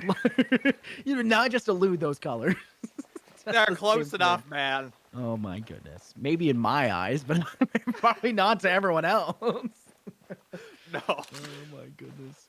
50 The graphic seconds. designers here, they're going to be triggered with It's that their statement. passion. Yeah, it's Yep. their passion too. So don't dog on that. 50 seconds? No, we'll make it 60. Close that one up here for a minute surpassing. And no one's actually been felt. Nightmare's taken a bit of damage, but we've seen how dangerous Nightmares could be. You'll see the Inox also attempt to be dangerous. They'll use the Adrenal Surge right after, hopefully allowing Beretta to maybe pursue that player, but they'll go ahead and send it the opposing direction, send them over towards main stairs, and have the side of Baby Back Boys play it a little bit safer, which may be the right idea, all things considering that when they lose that man advantage, things start to fall apart quickly, and the same can be said for Coastal Crew Live.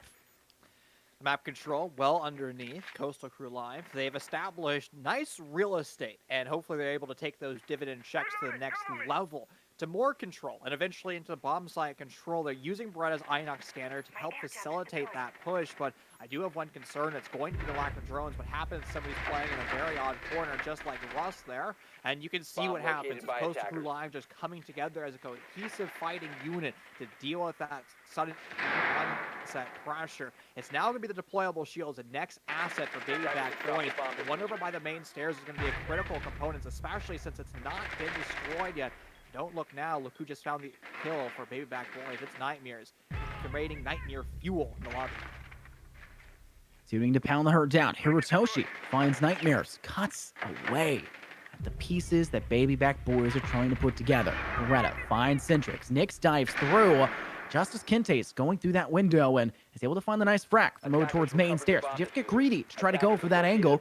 With full control over site, really the hands of Coastal Crew Live, they can go for this plant, and they'll do just that. Planting directly next to Study Door. It will go down. Table gets a nice shot with a pistol to Beretta. Nick swings through to find Slushy. Now it's just Hirotoshi left standing in the 1-on-2. And while they do have this diffuser down, it's quite difficult to overcome this position. Hirotoshi will swing, needs to find the player, does just that, but Nyx baits out their teammate. Perfect idea. That's GG. Baby Back Boys will be your victors, and they'll send us on out of here. Defenders win. $600 in the back pockets of Baby Back Boys after that beautiful clutch. A 2v4 into the post plan, and Baby Back Boys will survive based on the thing that we're hyping them up most for, Scott. Their mechanical skill and their simple ability to win gunfights.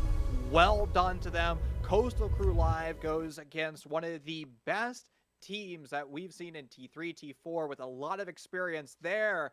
And Coastal Crew Live played well against a very competent, a very well-experienced stack. So Coastal Crew Live, they're going to be putting $300 in their pockets, but my friend, they most certainly should have their heads held high.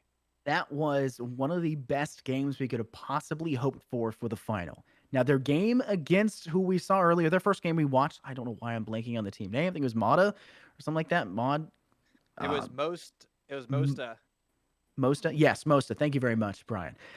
Their game against Mosta was amazing. It was a close game, but it was kind of run and gun for both teams for a while. They kind of devolved, I would say, from what we should have been able to see from them. This game, though there was some devolution from the side of Baby Boys, it works for them, right? And you had to see the side of CCL kind of adapt to it. And CCL's ability to play on both sides of the board, attack and defense, and really catch a team that everyone was expecting to step above and beyond just because of how much they were dominating the teams before this. They kept this extremely close. They deserved second place by far. And they definitely shot their shot for first, and it came close. Well, Scott, our Carry to College tournament has concluded here. There's still more action to come in the future weeks. Stay Plugged In is always hosting events. Every single Tuesday, we got our Rocky League events, our Turbo Tuesday. Every Wednesday is Valorant, the Road to Radiant. And every Thursday is Smash Bros. Ultimate Thursdays. And we also have LANs coming up as well, my friends. So if you want to stay active in the Stay Plugged In ecosystem, make sure you guys use the commands right now in Twitch chat. I think it's what's the command? I think it's register for future Maybe? events. Probably. I would There's a assume that command would there. probably It's be in a the good one. ticker. I know for a fact it's in the ticker somewhere. So Well, just wait. Everyone sit. Bracket, spin zone, stream guide? guide, website. Website! Exclamation that mark one. Do website that right one. now in Twitch. Go ahead. Everyone, everyone. Literally, Exclamation every mark single one website of right you. now to find more about our Stay Plugged In events. We have Overwatch also tomorrow, so if you love the action that you saw here on the Rainbow Six Siege sign, you're going to have just as good action tomorrow. Scott, my friend, it's been a pleasure, hasn't it? It has been so much fun, and we could not have done it, obviously, without you and I here in the caster booth. Just counting us out first here. You can obviously find our Twitters down below. That's those ats that are below our names. We also want to thank the people that are actually behind the scenes in the booth. J-Loff was our observer and did a great job. Obviously, just went through the absolute ringer when it came to all the rehosts and the technical problems and the astral, cosmic divides that kept going down on Clubhouse. Thank goodness we did not see Border. Big thanks to Blasky in the booth as well, helping run all this and doing the production side. Could not have done it without everyone in the booth. Big thanks all around. Spin has run an absolutely amazing event, and it was a pleasure for me to be able to join you, Brian, more specifically here in the booth casting it. And Bearlight too for bringing us on board. My Yes. friend, it's been so much fun today. Again, more action to come. It's going to be Overwatch and, of course, our weekly events. Ladies and gentlemen, we'll see you then.